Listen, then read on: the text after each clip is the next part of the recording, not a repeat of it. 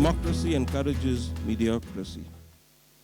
It's a new word. I am grateful to our friends from Harrow for suggesting this, and we've decided to adopt it because I think both in that country and this, the power of the media is something that is to be experienced to appreciate and behold.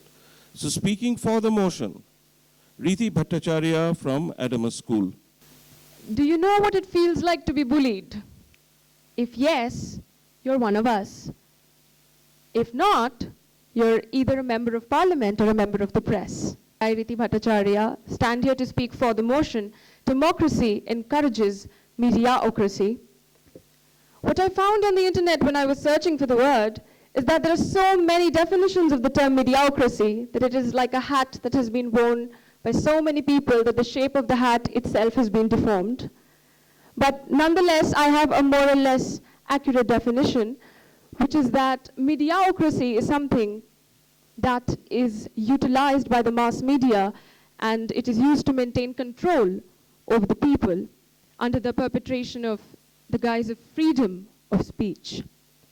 Now, what this brings me to is that media has always been an influential part of democracy. In fact, I can say that democracy and media essentially comprise one thing, and that is consensus, or lack thereof.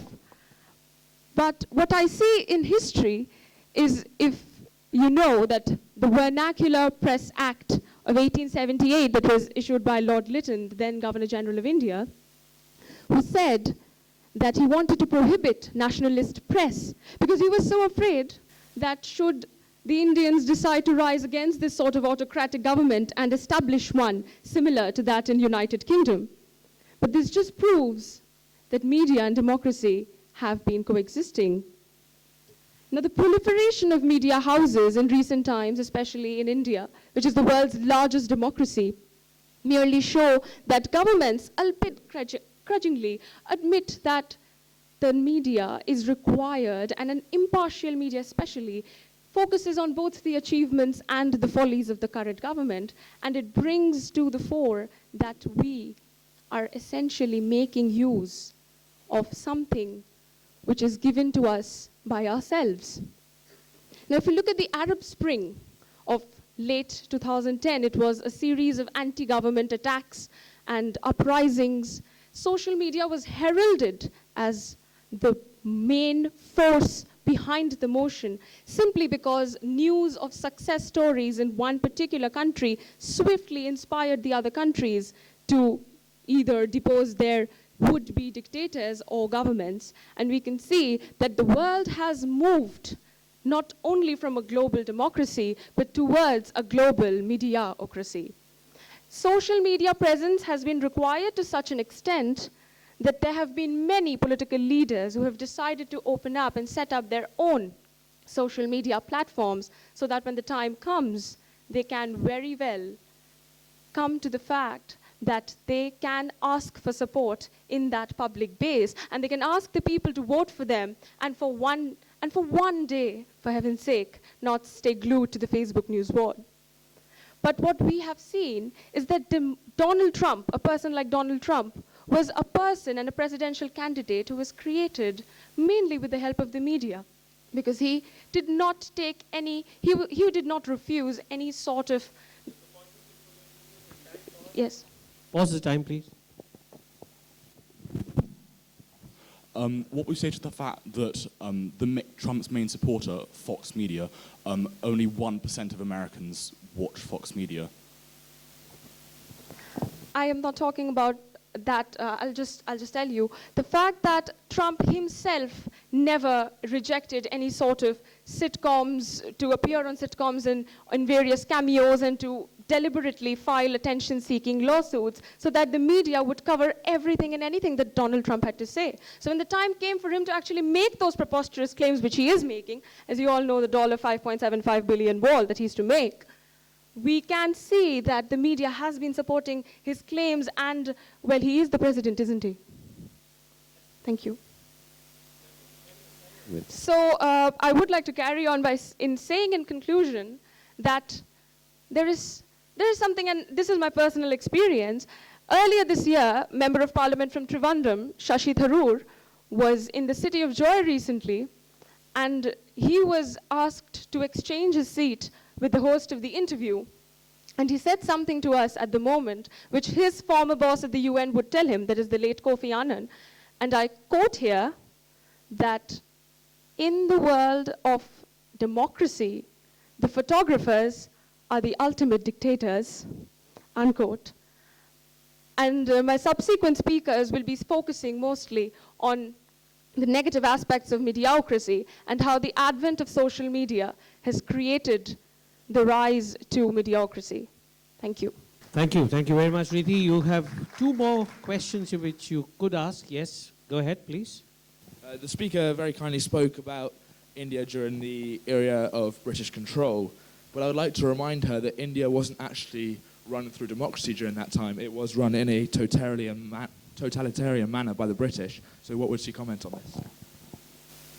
I can see why you would jump to your own defense in this situation, but let me remind you that Indians were, the kind of democracy that India was accustomed to during the British rule is vitally different from the democracy that is supposed to be taking place. So I really, when we look at the representation of the the central legislature or the Viceroy's Executive Council, that consisted mostly of British. Even the Secretary of State for India was British, who needed to have lived in India for only 10 years or more, who could take a decision about a 70-year-old Indian aristocrat. So thank you. So, thank you for answering my question earlier. I would ask you, you claimed that Donald Trump was made by the media. I would say that he got the exact same amount of coverage as his main opponent, Hillary Clinton. And in fact, his main supporter, Fox News, is only watched by 1% of Americans. I heard that earlier. But I would like to repeat, if you have not heard. But what is the question this time? My question is, if Donald Trump got the exact same amount of coverage as other main candidates, how can you say that he was made by the media? Is there anything to prove that? Because I would like to quote Benjamin Disraeli here, who's the former Prime Minister of England. There are three kinds of lies in the world: lies, damned lies, and statistics. Thank you. All right, Riti, thank you very much. You can take your seat now. So may I invite the first speaker speaking against the motion, Asap Chaudhary, to take the microphone, please. I would like to start by refuting the definition of the proposition for what mediocracy is. According to the Oxford English Dictionary, not the first speaker, mediocrity is the dominance of the media over the government, not its people. This can even be said as a collusion between media and the government. We are not saying that media does not have power in a democracy. As a matter of fact, we are saying that media is fundamental to democracies, just as the first speaker said in India. As a matter of fact, it is both media and democracy that check and balance each other. Both sides, democracy has laws and regulations that give them power, and media promotes the democratic process by distributing information and promotes democracy's interests, such as transparency, accountability, and the truth. Importantly, it is held accountable by not only the government, by also its readers and the people. Moreover, media's ability to expose the government expose the government and inform the public also means that it is a force for good, ensuring that a truly democratic body is in power. We would also like to say that social media is a part of media. However, it is a more democratic and more fair form of media than traditional media such as newspapers and channels. And therefore, media encourages democracy and is not in itself a mediocracy. You've mentioned that there is a system of checks and balances between the media and a democracy. But there is, in fact, no such system, because if democracy happens to impose a system of check and balance on media, then that would, in other words, be called censorship on the media, which is not what democracy should be. We are not saying that the government is censoring the media. We are saying that it promotes the freedom of speech and the freedom of correct information being disseminated. We're saying that abolishes fake news, for example, not that it censors media. There are checks and balances between the two, not one controlling the other. They are equal. They coexist, as your first speaker said. With that, I would like to move on to my first point. Perceptions, expectations, and priorities of people drive democratic change, not media. Democratic parties are chosen on whether they best represent a person's interests. A single mother in social housing has needs that are unchangeable and cannot be ignored by media and the government. She will not read, for example, the Times and suddenly vote for right-wing conservative parties that don't satisfy her needs for home, for housing, for food, and for education for her children. Similarly, on the other end of the spectrum, a businessman or business owner will not change their needs for example, for lower taxes or deregulation after reading liberal newspapers such as The Independent. If these needs are completely ignored by the media, then the democratic process would not exist at all. As a matter of fact, it does. We see this come into play in the 2018 Italian election. People's anger and frustration with the EU and their growing worry of immigrants were championed by Salvini's right-wing Conservative Party. Despite most newspapers in Italy, as a matter of fact, 4/5 of newspapers in Italy and media in Italy having a leftist or liberalist perspective. So despite the media, people's worry and people's preconceptions and people's perceptions and expectations of the government is what won them over, not the media. So how can we say that media has control and is in fact a mediocracy in the world when it is people's expectations, as I've said, that controls what happens in the government, as should happen in a democratic government? The media has then one purpose. Well, not only one important I'll take it in 1 minute. Has one... No, there is a point of order. Okay. Yeah. Has one important purpose: the dissemination of information and the upholding of democratic processes. Mentioned that it's people's expectations that form the government and not media perceptions. But wouldn't you accept the fact that people get their information at the end of the day from the media?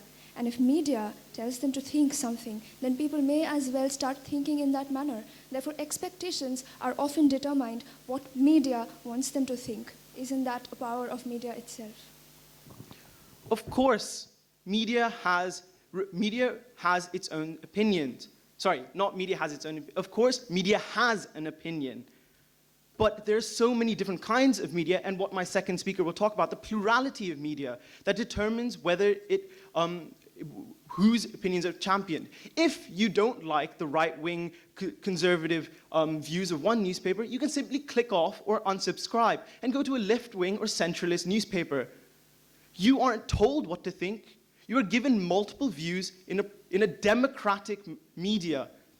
Now, to wrap up my speech, I would like to say that media is important to democracies. However, media and democracy are in tandem, and there are checks and balances between each other. If you believe in a democratic system, and if you believe that media is democratic, you should vote for side opposition. Thank you. Stay on, there is an opportunity for an interjector to ask. Oh, you have another person. So you spoke about how the government doesn't have control over the media, which in fact ensures the freedom of the press. But in that case, since you say that the media has an opinion, a fragmented opinion or propaganda might be used against the people to frame popular public opinion or majoritarian public opinion that goes against what the principle of democracy stands for. Sorry, what was your question? That was a statement. So stating those facts that the government doesn't control the media and the media has its own opinion, how would you guarantee or ascertain the fact that the media's fragmented information or any form of propaganda that spreads through the media won't affect the functioning of a proper democracy? Thank you for your excellent question. Now, like my fifth speaker will say, there are laws that prevent fake news from happening. And if you wait, you'll find out. Thank you. You have one more question, Asaf. Yeah, you have one more question one to more finish. question. Yeah. I'm Shani Basu from the Martino for Girls. So you said in your speech that the media helps government promote transparency, but considering the numerous examples of how certain political parties control media houses, don't you think they'll show the public what they want, which is why it's the absolute opposite of transparency?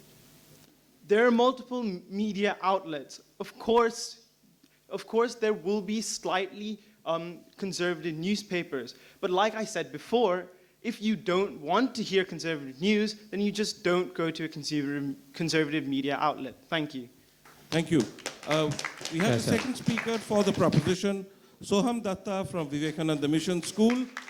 Now, my arguments primarily stem from the fact that we live in a representative democracy, something which is prevalent both in India as well as in UK. So, in such a democracy, media plays a very crucial role because at the end of the day, it's the people who elect the leaders, and the sole source of information for the people is the media. Now, the primary purpose and most fundamental purpose of media is to provide relevant, neutral information. Now, what the challenge for media becomes is to sieve through all the information as well as misinformation that's floating around. They have to sieve through all this information and decide what is truly correct and present this to the common people. Now, often what happens is they cannot decide on what is truly neutral, and they have to present all sides of the single story. What this brings into the system is a certain degree of biasness. Now, whenever a common man listens to all these biased views, it appears to him that political ideas differ. Now, it is then up to him to decide what it will be for him, whether it will be the ideologies of the pro-government companies or the anti-government companies, to state an example. Now what I can say is, as my fellow friend on the other side said, that media-ocracy does not control. It says that media encourages democracy. That's what he said. But don't you think, I quote Ben Tweed here, he said, I don't care who does the electing, as long as I get to do the nominating. So it's the media who decides who are these people who will be competing. What are these agendas and the ideologies which will be thrown around? And the people are merely the mediums who are fed these ideas and given to decide that this is what you can accept or this is what you can accept. So every political party will then try to go about and make these people happy, the media. And hence comes the media-ocracy part. Media rules by staying in the background. Media. The gentleman has suggested that the nomination of candidates for presidential elections and the presidency itself is controlled by the media. What would he respond to the idea of a social media bypass through nominees and candidates for presidency speaking directly to the people through social media? Exactly. See, I can give you, there is a third aspect to it. Whenever a political party has to elect a leader, there has to be sponsorship and backing. And the way he needs sponsorship and backing is by initially controlling a set of people, which are led to these sponsors and leaders by the media. So it's up to the media to decide that I will let the leaders to come in contact with these particular set of people. So media, by acting as a biased conduit and a biased filter, essentially decides who will be the primary leaders. Now what happens is, as I was continuing, this brings in an unnecessary sense of biasness. So it's up to the people then to decide that I will be for this person or I'll be for that person. Now, to come to my second point, any imposition, however, made on the rights of the media will simply be labeled as an attempt to curb the freedom of the citizens. Because at the end of the day... Okay, pause. How would the speaker account for different types of not biased media? How would the speaker account for different types of media, all with different political leanings influencing upon one person? I believe the speaker is almost thinking that each person is only that each person is only influenced by one media affiliation, whereas there are many which contribute to one's view. Yeah, I thank you for your question. That's a very good question. But the point to make here is, we think of media as a neutral authority, right? The media is not supposed to initially reflect any political views. So it's through the sieving of information that the various political biasness occur. So it's not even sometimes up to the political party or the leader to decide which media company will support me and back me. So in a way it happens sort of in a circular loop, right? It depends on the person that if he wants a political backing support, then he will go to the media. But the media, in turn, has no idea whether that party has secured a majority or not. So in this loop, you have to decide whether the minister will win or the media companies will win. So in a way, this is how it's being controlled. Thank you very much. All right, carry on. Now, as I was saying, any imposition on the media, however, will be seen as an attempt to curb the freedom of the citizen. Because at the end of the day, in a democracy, the primary purpose of the media is to reflect the common political views, to reflect the views of the common man. Now, if any government or anti-government third party tries to make any imposition on the freedom of the citizen, this will be simply taken as an attempt to curb the freedom of the press. This will simply be taken as an attempt to show that the common man's voice is being hindered. I finally make another point. The media, no matter how biased or unbiased it may be, is the sole source of current information. Sitting on 6th of April, the only source of information that can provide any sort of relevant information is the media. No other book or no other source in the entire world will provide you information that is relevant to today. So media... Point of order? Okay. You say that this media bias, or the media gives information to people and this shapes their view.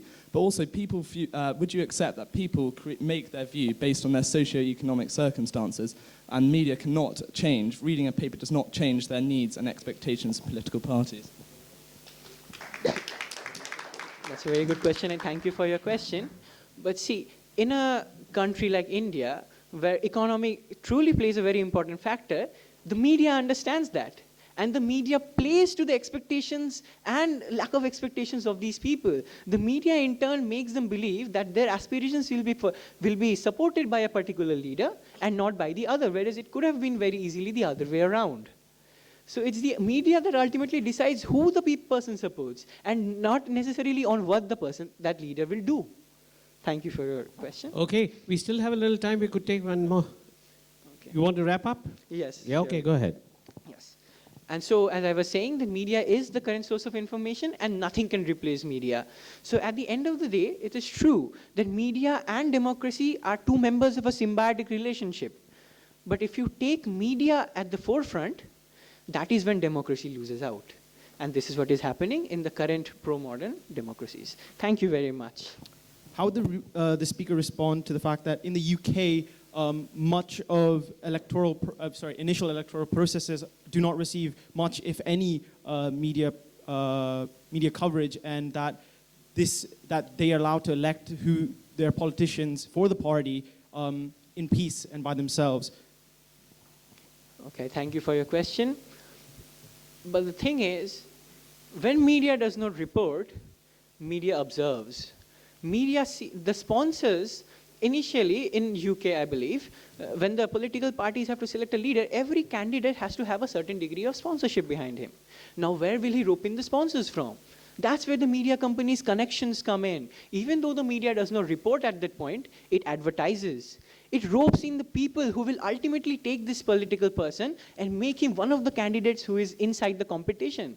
So media at that stage might not be reporting, but is very much present there in the situation. Thank you very much.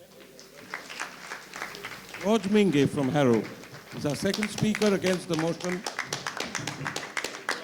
George has been very persistent with his questioning as well, which we deeply appreciate. Thank you. I find it quite telling that this early in the debate, there is already a significant amount of rebuttal to be had.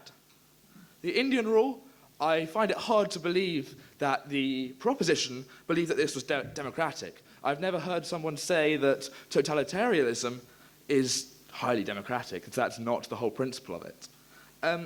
Statistics are the basis of mankind and how the world and progress is measured. So if that's the greatest lies, there's very little point in holding a debate, as there is no evidence to go off, and we may as well leave right now.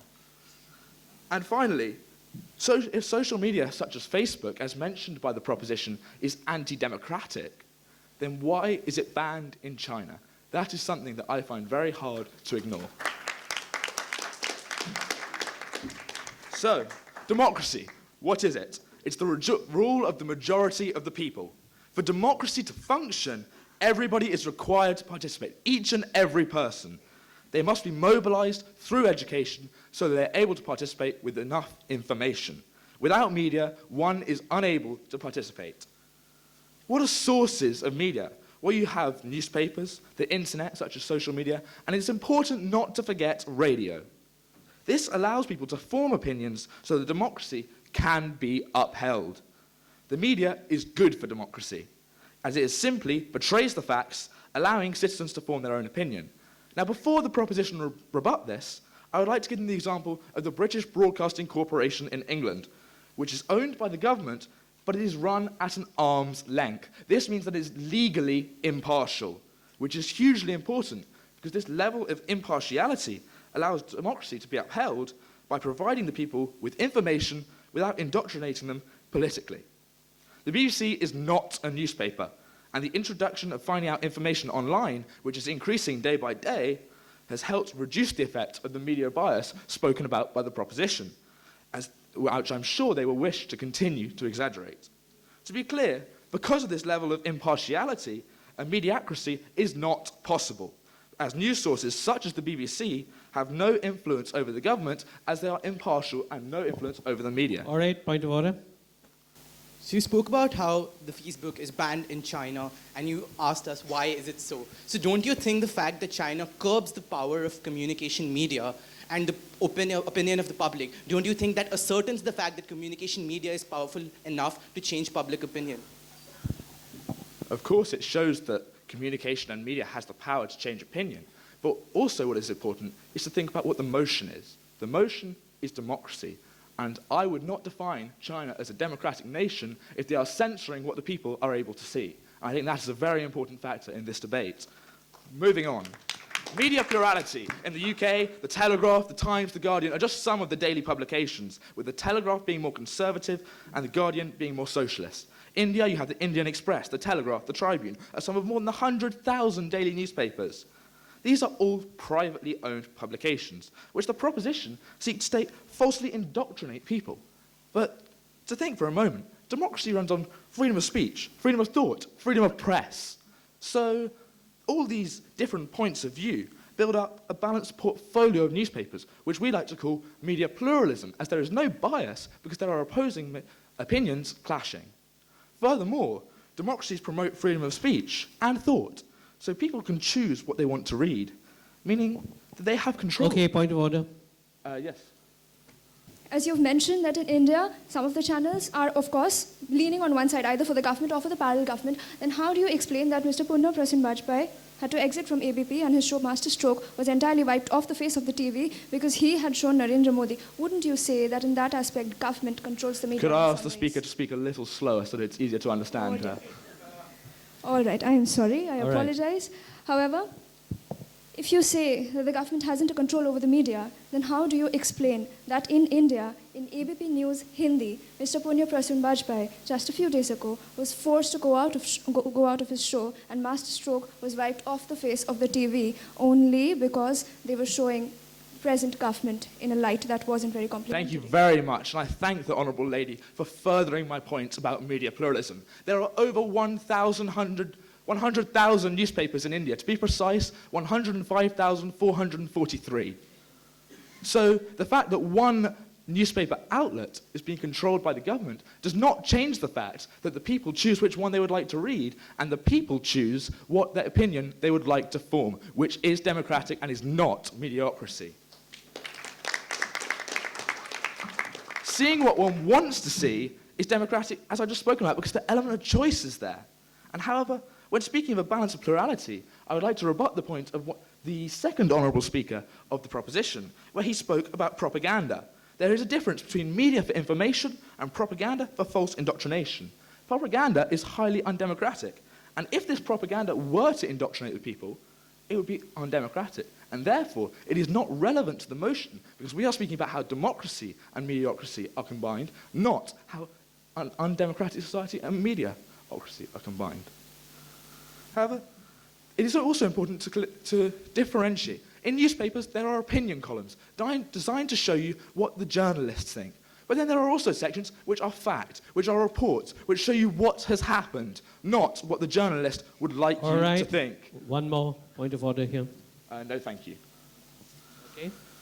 Furthermore, more and more information is being disseminated through the internet, And this has caused a greater source, transparency and reliability through the media, which gives negative press less and less power. According to Forbes, there has been a 57% increase in users of news sites online rather than papers in 2017. This gives the media a lack of control. And just finally, to conclude, the proposition speak of a totalitarian media that controls the state and the government. But I would like to suggest them Donald Trump, who uses a social media bypass to speak directly to the people. He felt that media had gained too much power, and therefore he must speak directly to the people in order to get the correct information across, showing that with democracy, mediocrity cannot exist. Because if the media gains too much power, the leader is simply able to communicate through social media to get his messages directly to the people without editing. Thank you very much. So, would you like to take the question now? Of course. Yeah. You've mentioned that here we are talking about democracy and mediocrity and not a government and not a society that is not democratic. But India is the largest democracy, and that is what we are trying to prove to you, that a democracy is not a utopian concept. Democracy is not what we find in the political science textbooks. Thank you very much. I understand your question. Of course, India is a highly democratic country, and democracy is not a utopian subject. But within a society that is democratic, there is not going to be 100% democratic newspapers. Within England, there were undemocratic newspapers during a phase of a highly democratic society. About 5 years ago, the Daily Star was a communist newspaper. What this is showing is that through the pluralism of media, whilst there may be some newspapers or media that wish to indoctrinate the people, there is a clear idea that with such a wide variety of media, there is no way that we can say it's undemocratic, as the people have a choice of what media they want to read. And the whole idea of democracy is that people have a choice of what they want to do. History should never be in confusion. Some of you have been in confusion about self-government in India. That did not happen till about 1930. So when the Vernacular Press Act came in 1878, you are factually correct, there was no self-government in India. Self-government only happened in the 1930s. How would you react to two assertions? One is the most totalitarian state ever designed and functioning on the face of the planet, North Korea, is actually defined as a democratic country. And both the head of states, they are governed by people who are actually dead. They're not alive. And the second point is, the only Soviet state that was not affected by glasnost is supposed to be the BBC. There are more social media channels on the bias, the incorrigible left liberal bias of the BBC than the BBC itself. How would you react to these 2 points of information? Well, I would like to thank the Right Honourable Gentleman for providing me some bait to further this debate. I think that when he speaks about North Korea and the definition of democracy, it's very important to think about what the definition is and what it is in reality. With censorship, I do not believe that's democracy, as the people are simply not choosing what they are reading. They're being told what to read by the state, and that is highly undemocratic, leading to the idea that it's not democracy, it's not really relevant to the motion, because we're talking about democracy and mediocracy. I think the idea that the people in North Korea are not allowed to leave the country, not allowed to use the internet, which are all democratic ideas, shows that whilst they may define themselves as democracy for propaganda, they are not truly a democratic nation. And in response to his second point, which I have slightly forgotten, the BBC. Okay. That's a convenient amnesia. Would he be able to just remind me of his second point?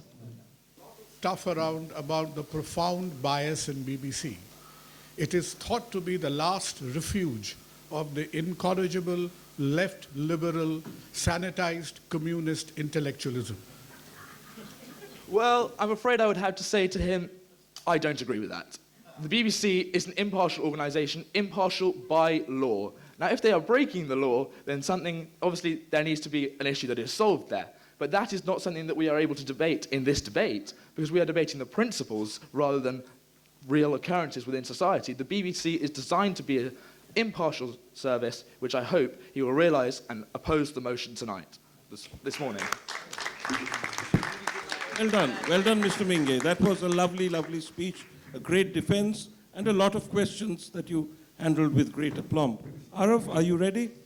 Arav Midha from La Martiniere for Boys will speak now, and Arav emerged as the winner at the event in his school. Arav, floor is yours.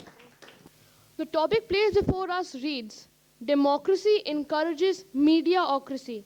And I, being a member of Team Proposition, will prove to you how true and valid this topic really is. The modern media has been able to convey up-to-date political information for less than, I think, about 2 centuries now, thanks to rapid development in electronic media forms and technological advancement in printing. Over the years, newspapers have been transformed from a platform of expression for the upper class to a voice of the masses, especially in democratic countries where the freedom of speech and expression are prevalent. It serves as a platform to discuss, debate, and publish their views on a government of a country. However, this took a turn during the rise of feudalist governments in the 1910s. As the relationship between democracy and the media has been considered throughout the 20th century, much attention may be given to the extent of media effects, especially following the experience of government-produced propaganda during the 2 world wars. An example to elaborate my point would be the censorship of media during the Nazi regime. During that time, the newspaper, the People's Observer, was the primary newspaper, and it hid the cruelties and crimes committed by the Nazis. But also, on the other hand, it also promoted the rise of the Aryan race and also anti-Semitism. In this way, we can see how people's freedom of speech and expression is snatched, which should be unacceptable because everyone in this world should be able to express their views. Okay, point of order. Is propaganda not the government controlling the media as opposed to the media controlling the government? So, thank you for your question. So, in a way, the topic is media-ocracy stands for the government which utilizes the media. So, the media utilizing the government in order to prove something, and in this case, we can see that if a government uses propaganda, and if new media outlets have centralized control, we can see it eventually becomes a part of the government's tools and their policies. A free press can be crucial for any democracy because it may contribute to the transparency of a government, which is a key factor in most democracies. The freer the press, the more there is an improvement in the democracy of a country. The private ownership of media outlets, instead of centralized control, allows the press to assume different roles in society. A free press can also serve as a kind of watchdog, monitoring government activity and improving its functionality, efficiency. On the other hand, state-run media agencies. You mentioned the watchdog nature of the media. However, we're arguing that this is in fact the checks and balances that I previously talked about between the media and the government. Not media controlling the government, but media holding democratic values and ensuring that that democracy is fulfilled. Therefore, how do you respond to this? So, as responded by my fellow colleagues, which was a refutation of your point, the checks and balances that you talk about eventually in the long run are propaganda. So, to continue, the media can also help build peace and also social harmony, without which democracy is impossible to function. And it requires the active participation of the people. They can provide different opposing groups with solutions for mediation, representation, and a voice so that they can settle their differences in a peaceful manner. Media independence is guaranteed if these organizations are free from centralized control, they are financially viable, and are not under influence of any person whatsoever. Efforts to help the media should be directly towards the protection of press rights, enhancing media accountability, building media capacity and democratizing media access. Several countries such as China, North Korea, and some African countries censor the media in order to hide what they don't want to see and want to prove what they want to see. This, however, is a gross violation of one of humans' most important financial rights. All right, point of order. No, thank you. No. It is freedom of speech and expression. And being in a democratic country, we should use this consciously for the good and not for the harm of our country. I would like to end with a quote by Thomas Jefferson. Were it left to me to decide whether we should have a government without newspapers or newspapers without a government, I should not hesitate a moment to prefer the latter. Thank you. Speaker, as someone with German heritage, I find it incredibly difficult to accept that the Nazi regime was democratic. During war, a country is in a state of emergency. There is no democracy. The government has control. So thank you for your question. So to answer this, we can see that the Nazi regime it started off as, a promise to make a country better, but it ended with its eventual decline and its demise. So we can see that the democratic views that you might have asked me to talk about were not a part of this. And we can see that about a year after the Nazi regime had been established, they forcefully annexed some countries around Czechoslovakia in order to, expand its territory, and with a lot of bloodshed in the future. So that's not... All right. Thank you very much. Coming up next to oppose the motion is Theodore Seeley. Mr. Chairman, esteemed judges, and ladies and gentlemen of the House. I would first of all like to discuss a point raised by the proposition regarding the information spread by the media. Human beings are not drones. They do not merely swallow information. They digest that information and decide what to make with it. That is the point of democracy. They use the information given by the media in order to make informed decisions in a democratic process through processes of accountability and truth. So, as the opposition, our aim is to make you see the flaw in the concept that democracy encourages mediocracy. I intend to do so by proving to you that the media's influence over the public, which by definition represents democracy, is limited. Why? Well, simply because the media reflects the opinion of its users, viewers, and readers. I will use British newspapers to highlight my point, and can guarantee that any form of media in any existing democracy with freedom of press will also work. The British newspapers, the Daily Telegraph and the Guardian, have very different political ideologies. The former is conservative, and the latter is socialist. The owners of media platforms are interested in making profit, which is especially clear in the case of newspaper owners, who are primarily interested in boosting circulation figures. It is also true that people read newspapers that broadly reflect their outlook, thus showing newspapers usually confirm existing political views. Newspapers are notoriously partisan, as was highlighted in the case of the Daily Telegraph and the Guardian, and hence attract readers of their respective ideologies. They cannot merely alter allegiances of their political philosophy without risking a huge negative impact on the numbers of their reader base. This is because if, like the proposition may claim, media changes its outlook in order to affect the way people vote, thus trying to have power over democracy, and... Order, Mr. Seeley, would you take them now? I'll take it a bit later, thank you. Leading in the direction of mediocracy.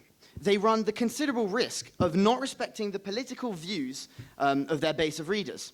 And if so, their readers may merely change the newspapers in order to read information that satisfies their political leanings.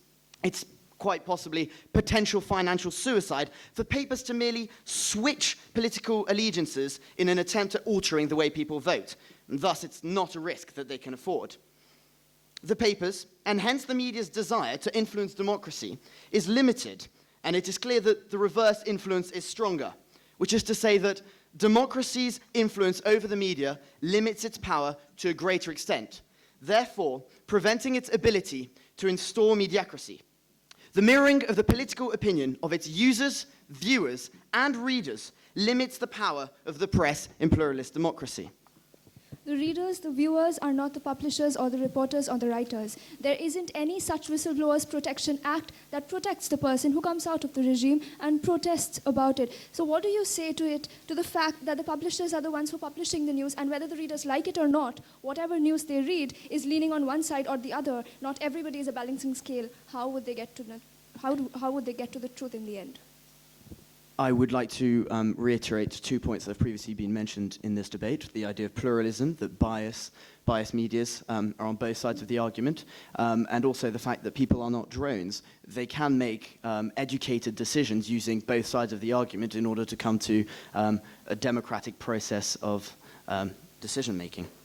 So, to reinforce what I've just mentioned, the second speaker of the opposition's point about plurality of the media reinforces my statement. The strongest democracies have wide ranges of media, as a free and diverse media is a vital feature of a healthy democracy and plays an essential role in upkeeping freedom and democracy. In this country, which holds dear to its heart the fact that it is the largest democracy in the world, there are a wide range of views which are represented throughout the media, in fact, over 100,000. The media represents these views and thus helps democracy, and instead of having power over it. Democracy rules over the media. And if the media does not have the power over democracy, then in what instance can a mediocracy possibly be installed?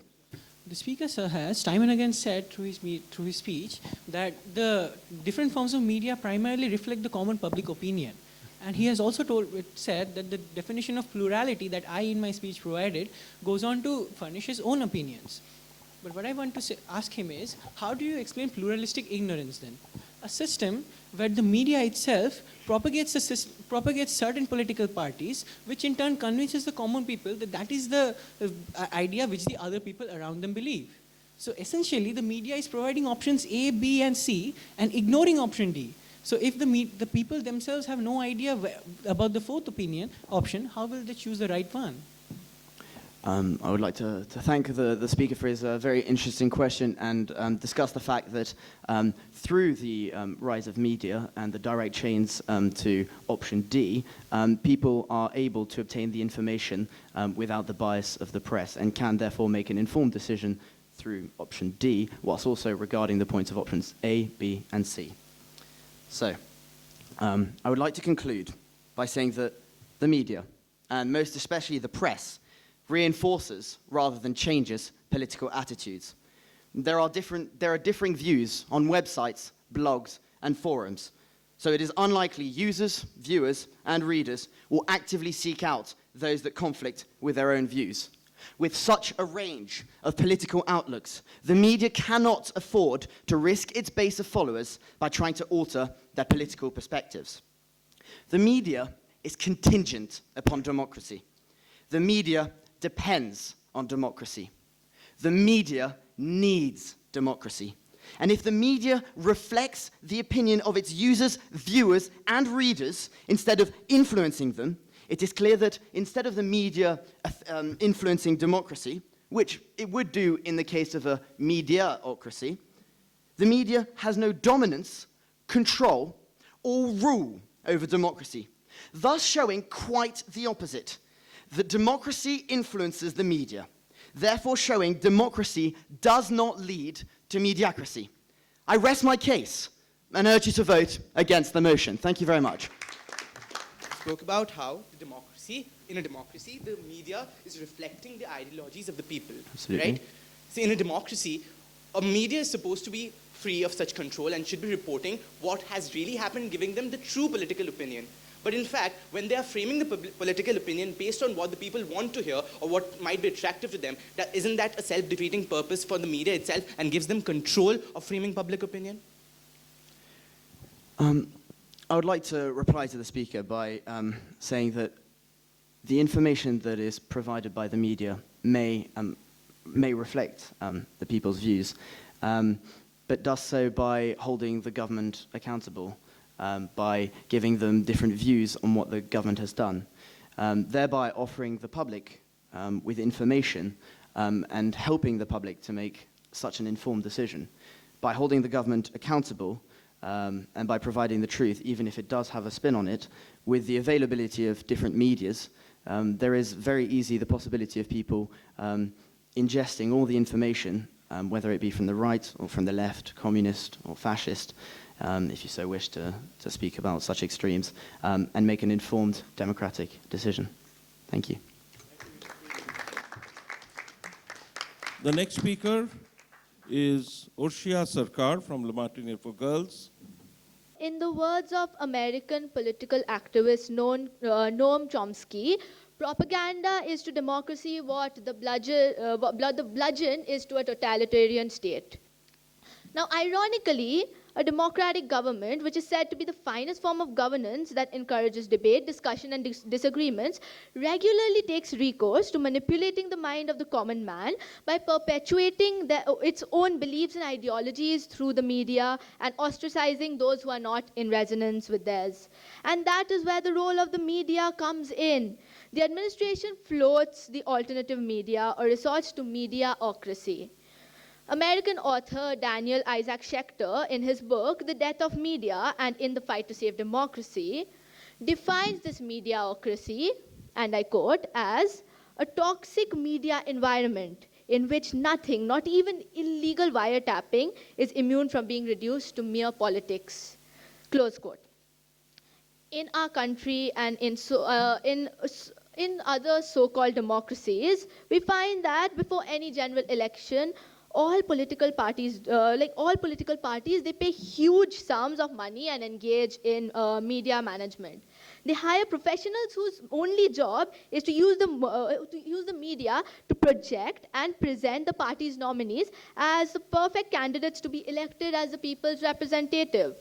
Opinion polls are rigged, and the media is corruptly used not just to report political events, but to shape them. Now, a burning example of this is, as said by my first speaker, is the president. Ore, would you like to take this now? Okay, sure.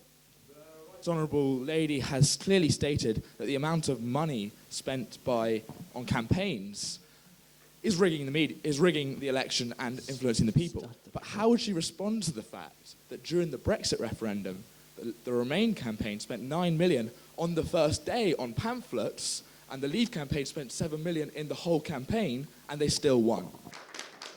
Thank you for your question, sir.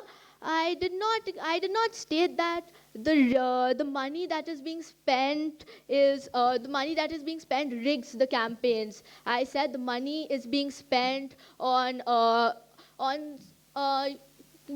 campaign to project the representative as the perfect candidate.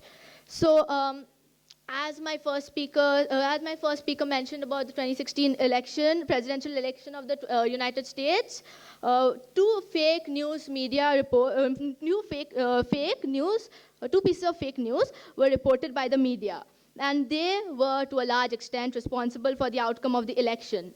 Firstly, the news that Hillary Clinton sold weapons to the ISIS, and secondly, that Pope Francis endorsed Donald Trump as the presidential candidate. The above pieces of news were liked and commented on by hundreds of thousands of people, and 60% of the respondents in a survey claimed that they believed that the latter headline, that the Pope released a statement in support of the Republican candidate, was accurate. Now, this kind of immoral and unethical usage of media can only result in making it increasingly powerful, irresponsible and destructive of democracy. Now, today, in our country, we find that even when there is an assault on secular or democratic fabric, there is an assault on the secular or democratic fabric of our nation, the political leaders are more absorbed in using the media to achieve their ends rather than give out a public statement to reinstate the faith of the people in the freedom of the state. Now, a so-called democratic government seeks to continue in power, leaves no stones unturned to manipulate the human psyche through newspapers, radio, television, Facebook, Twitter, and other forms of mass media. Now, the Goebbels' big lie theory has been practiced on the common man over and over again through the decades in all democracies of the world, wherein he said, and I quote, "It would not be impossible to prove with sufficient repetition and a psychological understanding of the people concerned that a square is in fact a circle. They are mere words, and words can be molded until they clothe ideas and disguise," unquote. Ladies and gentlemen, some people are wise, our opposition is otherwise. So it's very sad that, like the lotus eaters, they choose to exist in a state of ennui, refusing to question Goebbels' big lie. But as a member of the proposition, I have hope that there will come one day where, in the true spirit of Abraham Lincoln's vision, the real power to choose will belong to the people and not to the media, who surreptitiously misguide the democracy. Until then, you may say I'm a dreamer, but I'm not the only one. I hope someday you will join us and the world will be as one. Thank you. You talked about fake news and specifically Pope Francis endorsing Donald Trump. However, is the speaker not aware that after that article was released, within a mere hours, the media site and article were hounded by fact checkers and by other media, and it actually ensured that the democracy was carried out because the article was seen as fake news, and the democratic process was allowed to continue, and there was no fake voters and fake things. So how can you say that the media did not act as a democratic did not act democratically? Okay. Thank you for your question, sir. Now, there were no fake voters for the presidential election campaign, at least in this context. Now, the media, when it reported that Donald Trump had received the Pope's blessing as the best candidate for the job, people's opinions were swayed because of the media. And even though corrective measures were undergone, people's opinions after that were not changed that easily. Thank you. The Honourable Lady has spoken about a huge amount at the beginning of her speech about propaganda. Now, I would ask her to reference back to my speech, where I spoke about the fact that propaganda is falsely indoctrinating the people, which is undemocratic. And using her example of Hitler, it's showing that I would also ask her to no longer reference, I do not believe it to be relevant. I believe that she's showing how mediocrity can function in an undemocratic state, not in a democratic state. So would she agree that this point does not stand? First of all, I did not say anything about Hitler. And secondly, I mentioned the United States of America, which is a democratic state. And this is where my example took place. So I believe that your question is wrong. Thank you. All right, yeah, she was not the speaker who mentioned Hitler. It was one of the previous speakers who did, actually, yeah. All right, thank you. Thank you very much. Coming up next to oppose the motion is Mr. Samuel Odell. Mr. Chairman, esteemed judges, and ladies and gentlemen of the floor, I am delighted to be talking to you today about why democracy does not encourage mediocrity, but I must be given some rebuttal. In a reflection on the first speaker's point that Trump was created by the media, this is simply fake news. And this is completely false, as Trump was repeatedly attacked by the media for various scandals. And he even deemed the New York Times a failing New York Times. And so the point that media created Trump and encouraged him is completely false, as they didn't promote him. In response to the second speaker's point about sponsorship, the media are legally not allowed to give a nominee specific power, and they must balance between various candidates. It is instead people's opinions and the opinions of the parties which they are members of, which will back not what the media want, but what in democracy we want to see as a nominated candidate. Anyway, moving on to the crux of my argument. I'll start with a quote from George Orwell. Freedom of the press, if it means anything at all, means the freedom to criticize and oppose. And so media exposes scandals of policies, which in turn promotes freedom of information. America's First Amendment by the Founding Fathers states that Congress must not make any laws restricting the media's ability to, and I quote, petition the government for a redress of grievances. Hence, media is needed to assist the democratic system on the public and how they must know what their leaders are doing before we can surely vote for them and enact a policy. An example of this, where the media has affected by exposing government scandals, is in the press in the UK exposed the Windrush scandal, when before 1973, people from the Caribbean were immigrating into the United Kingdom and were only given cards which confirmed that they could stay in the UK indefinitely. However, these cards were inevitably lost as they were not applied with the usual standards of having passport stamps, for example, and in fact the government was exposed for destroying and apparently losing records, and then deported these people back to their native lands. The Guardian won the Amnesty International Award for 2019 for this exposure. Theresa May even apologized for the actions of the government beforehand, and therefore media... So, Dale, will you take it later? Yes, please.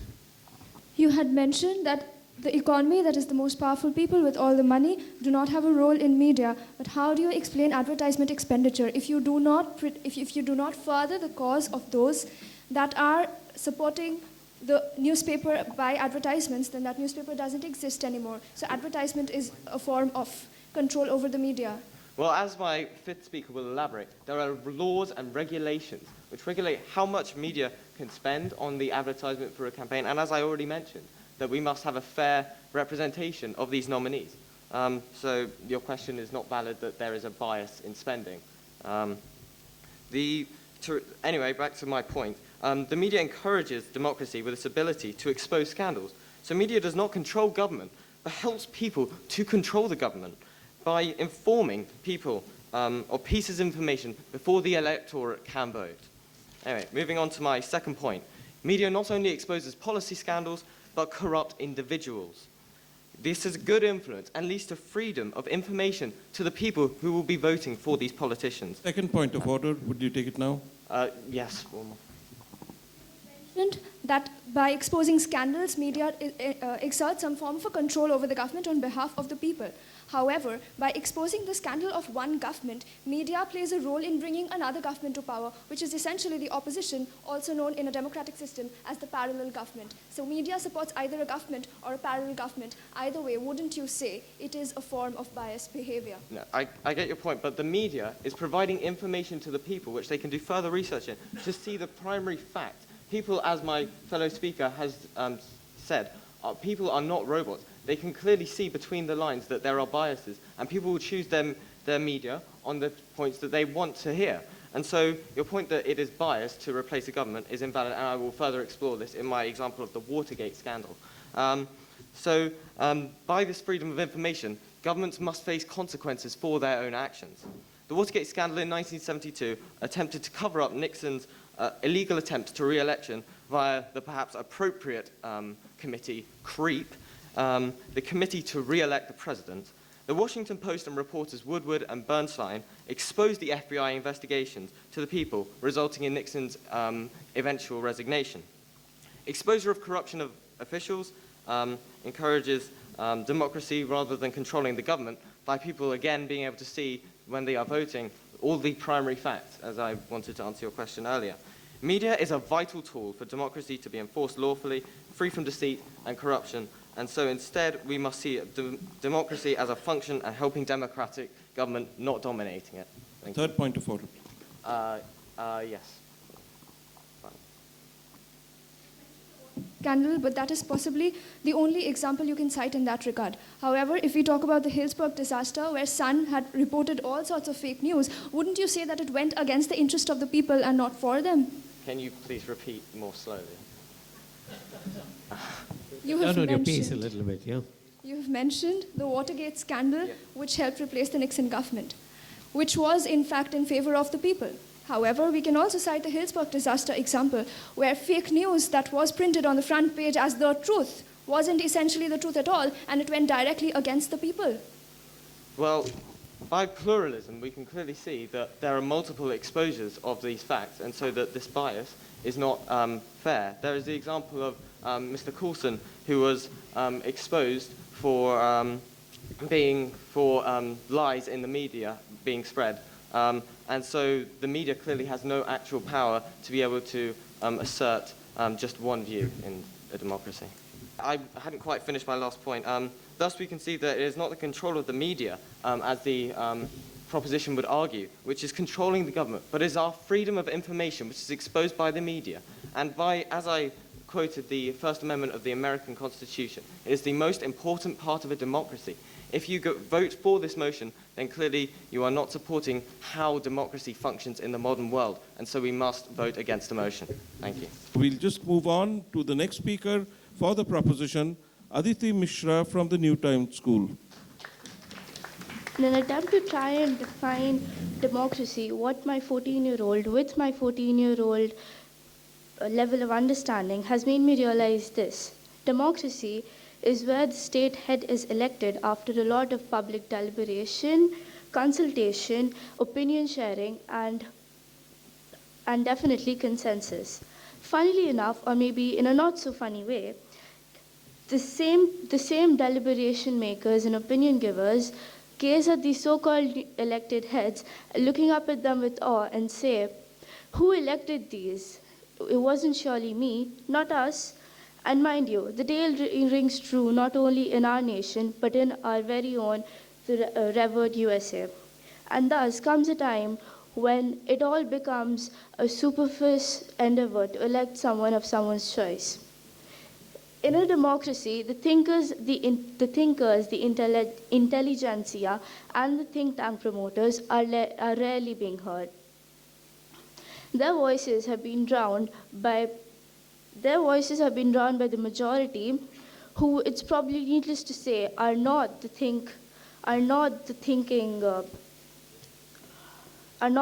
non-thinkers and the herd followers.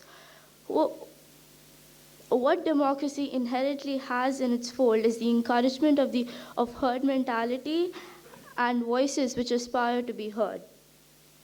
Actions. Okay, there's a point of order. Would you like to take it now? Yes. Yeah. The Honourable Lady spoke about the principle of the majority voice taking control, and she was speaking about the minority being ignored. But surely that is the very principle of democracy, that we take the path that the majority want. You can answer it at the end of the speech in case you choose. Okay. Yeah.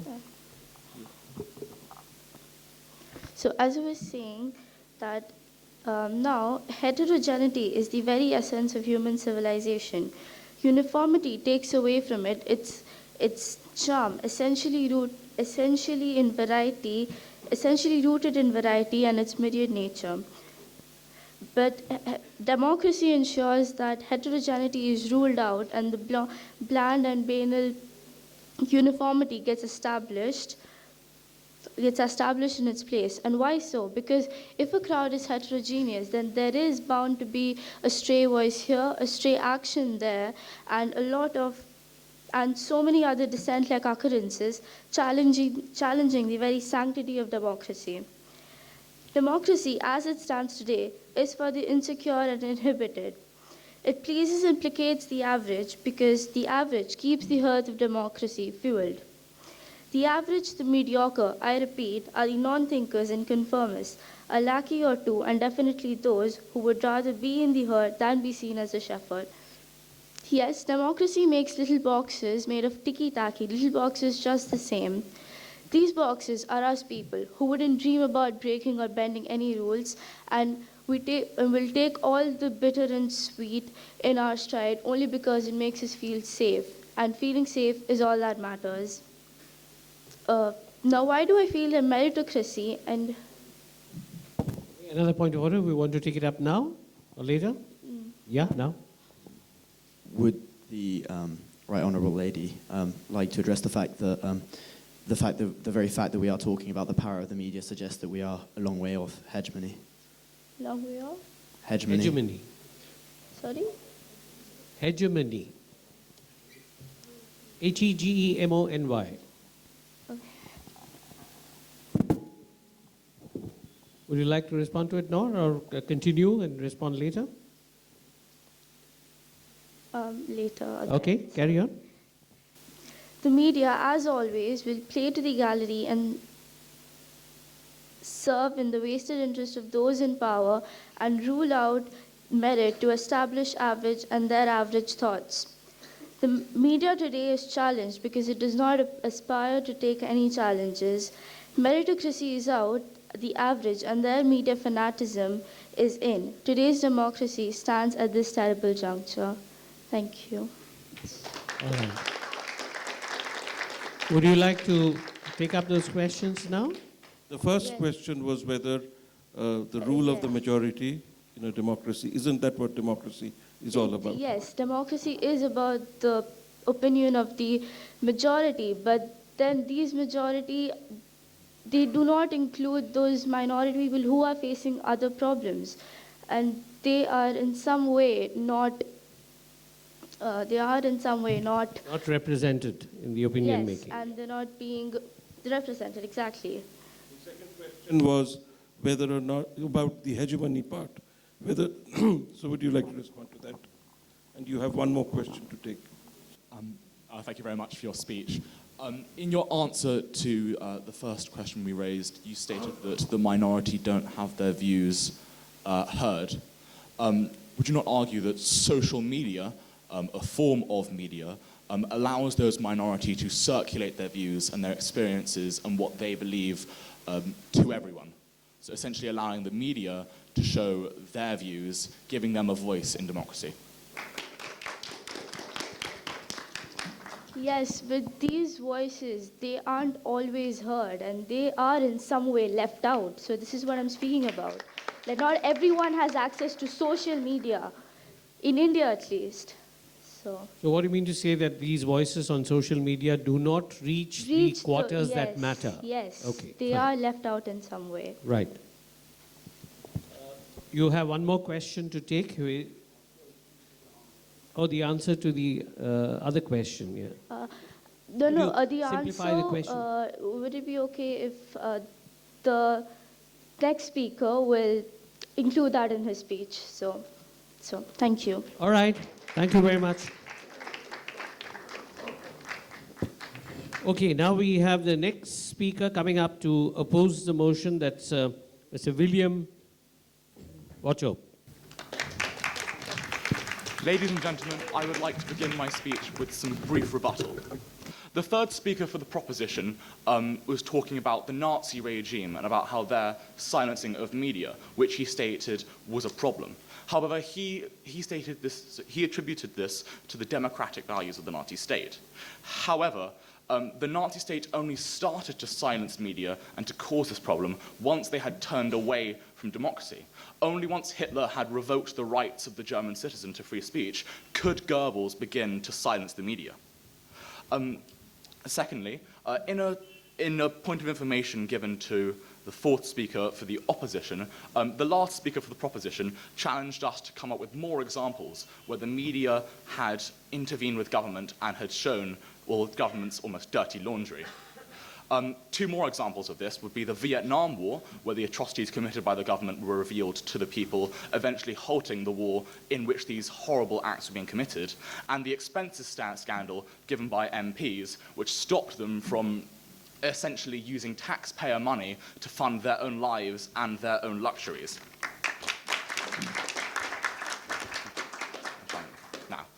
Mr. Chairman, esteemed adjudicators, members of the floor, and honourable members of the proposition, I would like to begin by stating that in a mediocracy, power is vested within the media. In a mediocracy, power is invested within the media. However, we have laws and we have regulations to prevent the media from gaining too much power and becoming a dominating force in our society. These include defamation laws and governmental inquiries. Defamation is the act of spreading mistruths and actively lying about someone's character or someone's actions in a manner which damages them. So this is illegal. And so an example of this would be the famous Wagner versus Harbour Radio case in 2018. The Wagner brothers were construction workers who built a dam in Australia. They also built a quarry to go along with the dam to supply it with materials. Unfortunately, shortly after the construction was finished, the local area flooded, killing 5 people. There were 2 inquiries into the event, both of which cleared the Wagner brothers' construction of any blame for the event, and even stated that the quarry had mitigated the results. Despite these inquiries, Mr. Alan Jones on his radio show made 76 defamatory comments over 26 episodes of his radio show. He claimed that they were responsible for the There's flooding. a point of order. Would you like to take it now? I would love to take it. Thank you. Yeah. Example of the same in India. A student of Delhi University, Kanhaiya Kumar, had raised a slogan against the government apparently when he had done nothing of the sort, and he had been arrested for the same. Defamation I'm sorry. is widely... Could the speaker please slow down a bit? I think we should have a remote control to reduce the speed. In India, a student of the Delhi University in Delhi, Mr. Kanhaiya Kumar, had been arrested on grounds of defamation.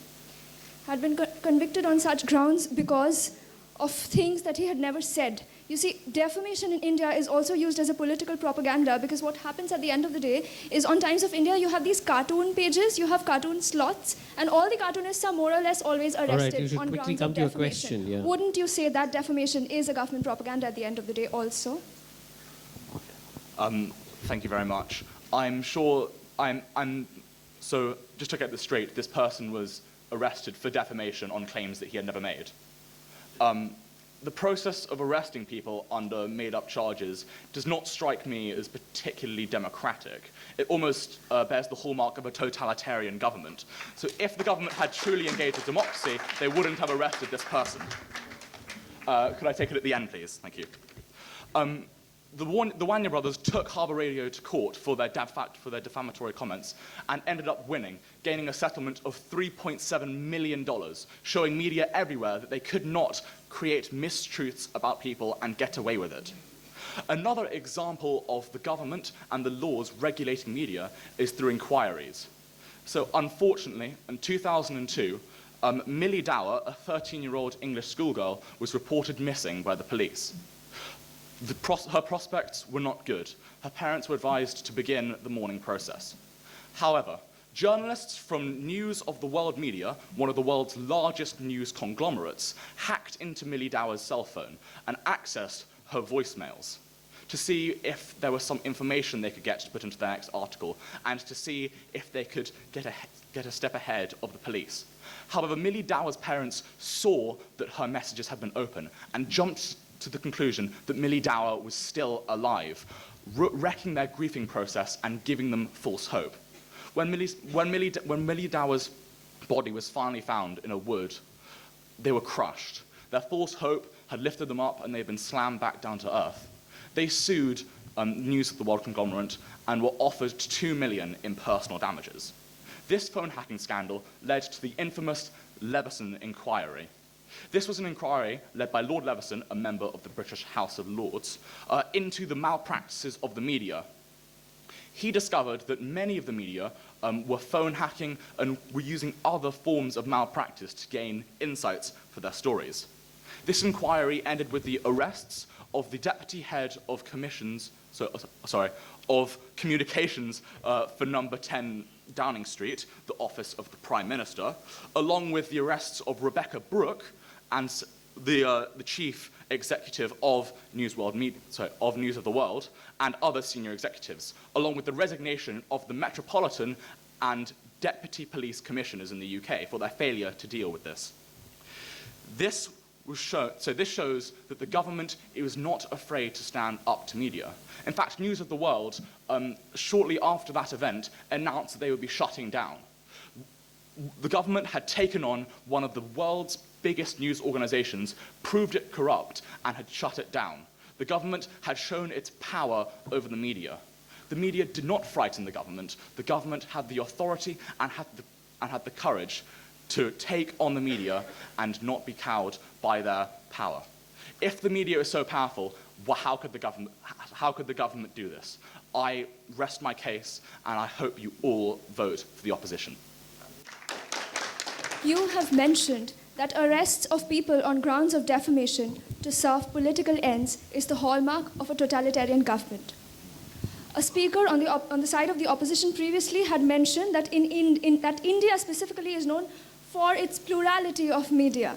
At the same time, you're hailing India as a democracy that calls for plurality of its media, also a totalitarian government. Aren't you contradicting your side?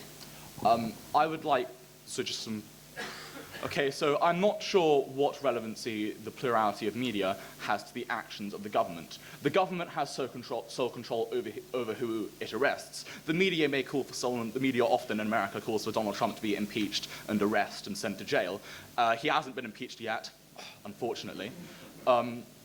So that doesn't really apply to the plurality of the media in a way. I hope I've answered your question. If there's a follow-up, I'd love to answer it. I'm Poulami Sarkar from Vivekananda Mission School, and thank you for whatever you just said. But I would like to come up with another context of fake news we recently know about the problem between India and Pakistan. The fake news that came up during that time, don't you think that was mediocracy which controlled the nation with fake news for a while? So with the subject of fake news is obviously a very pressing one. I'm not familiar with your exact example, but there's a principle you can apply to this. So there's a law called the right to be forgotten. So essentially, if I believe that a particular web page or website on Google is promoting misinformation about me and is misleading the people towards myself and my actions, I can formally request that that page be taken down off Google, and Google is formally obliged to do it. So if the page is misleading and if the page is, if the page is creating fake news, then there is a legal obligation to remove it. And in this way, the government is regulating the media and is preventing the spread of fake news, vesting power within itself and not with the media. Thank you. Thank you, Mr. Bosho. I don't think we have any further questions, so you may take your seat. Thank you very much. Shubhadeep Basu from St. Xavier's School. Now, as I was sitting there for the last 1.5 hours listening to the speeches made by the speakers of side opposition, I was reminded of a very famous expression from Texas, which says, all hat and no cattle. The motion that stands before us today reads, democracy encourages mediocracy, and I stand here firmly proposing the motion. At the very onset of my speech, let me clarify some of the misconceptions which have been brought forth in today's debate by the speakers of side opposition. They've come up here and talked about a utopian concept of democracy and talked about democracy as a theory and an idea. If it doesn't exist and comply to what the standard norms are, it doesn't exist. But ladies and gentlemen, let's look at the semantics of this motion. This motion states democracy encourages, which refers to a simple present tense or the present time frame. What they have failed to do is differentiate between the concept of democracy and its application in a true democracy and the majoritarian form of democracies in today's world, which are democratic republics, which are different in essence, and which brings in the concept with which they were questioned about the fifth speaker from side proposition. When she came up here and talked about minority rights, democratic republics bring in the inalienable rights that are guaranteed to the minorities, which is in fact a form of democracy. Moreover, they have come up here and told us how democracy controls the mediocracy or how a mediocracy controls the democracy. Ladies and gentlemen, we are not here to debate about whether they are controlling each other. It's not even in the motion. It says encourages, which simply means stimulates the development of or something that is conducive for something. So if we can prove that the media is utilized in a democracy, that simply proves our point that the democracy is encouraging a mediocrity. Now I'll move on to my constructives. My first constructive is based on how the role of media is negligible when it comes to a free press. Now what we need to realize at this point of time, that in a true democracy what we have is a free press. But members of side opposition come up here and say, no, a media has opinion. And they come up and say that media also has transparency. The first speaker of side opposition comes up here and tells us two different aspects of a coin and tells us that he's not contradicting himself, but tells us that media can have opinion, but they are also transparent enough to give us their own opinion. Yes. Yeah, sure. Would the right honourable speaker not recognise the difference of opinion columns and news reports? Fine, okay. So what you need to realize is that they came up here and talked about how Trump was subject and privy to 1% of Fox News. Ladies and gentlemen, how much of a newspaper comprises the opinion column? A very negligible amount. And that same very 1% comprises the opinion column in a newspaper, while other are news reports. So we clearly see how it forms a majoritarian form of point of view which people get. Now let me come to my most important fact today, which is the advent of social media. I'll take it in a minute. Another point till later. I'll take it in a minute, yeah. Okay. So the advent of social media. Now, today they have come up here and talked about as they are bona fide members of the respected Wall Street movement because they seem to know everything about the social media. Because they come up here and say that social media doesn't do anything at all. It gives us an opportunity to express ourselves. Ladies and gentlemen, although it gives us an opportunity to express ourselves, it surrounds us with like-minded people. We are not only the receivers of news, but we are also the ones who are providing and contributing to it. I'll come to your point of information. Yeah, so what happens is that, in that point of fact, what happens is that people are subject and are providing news information to it, which leads to what we call incestual amplification. Although the minorities, as you said, have the right to express their opinion in social media, it is bogged down by the majoritarian view, which brings us to the fact that majority is established in social media, in which we are, in fact, aiming at public opinion, and a majoritarian public opinion, which in fact leads us to form a majoritarian form of government and a democracy. Yes, sir, I'll come to your question. Yeah. Is the majority deciding on the representation not the very definition of democracy? Okay.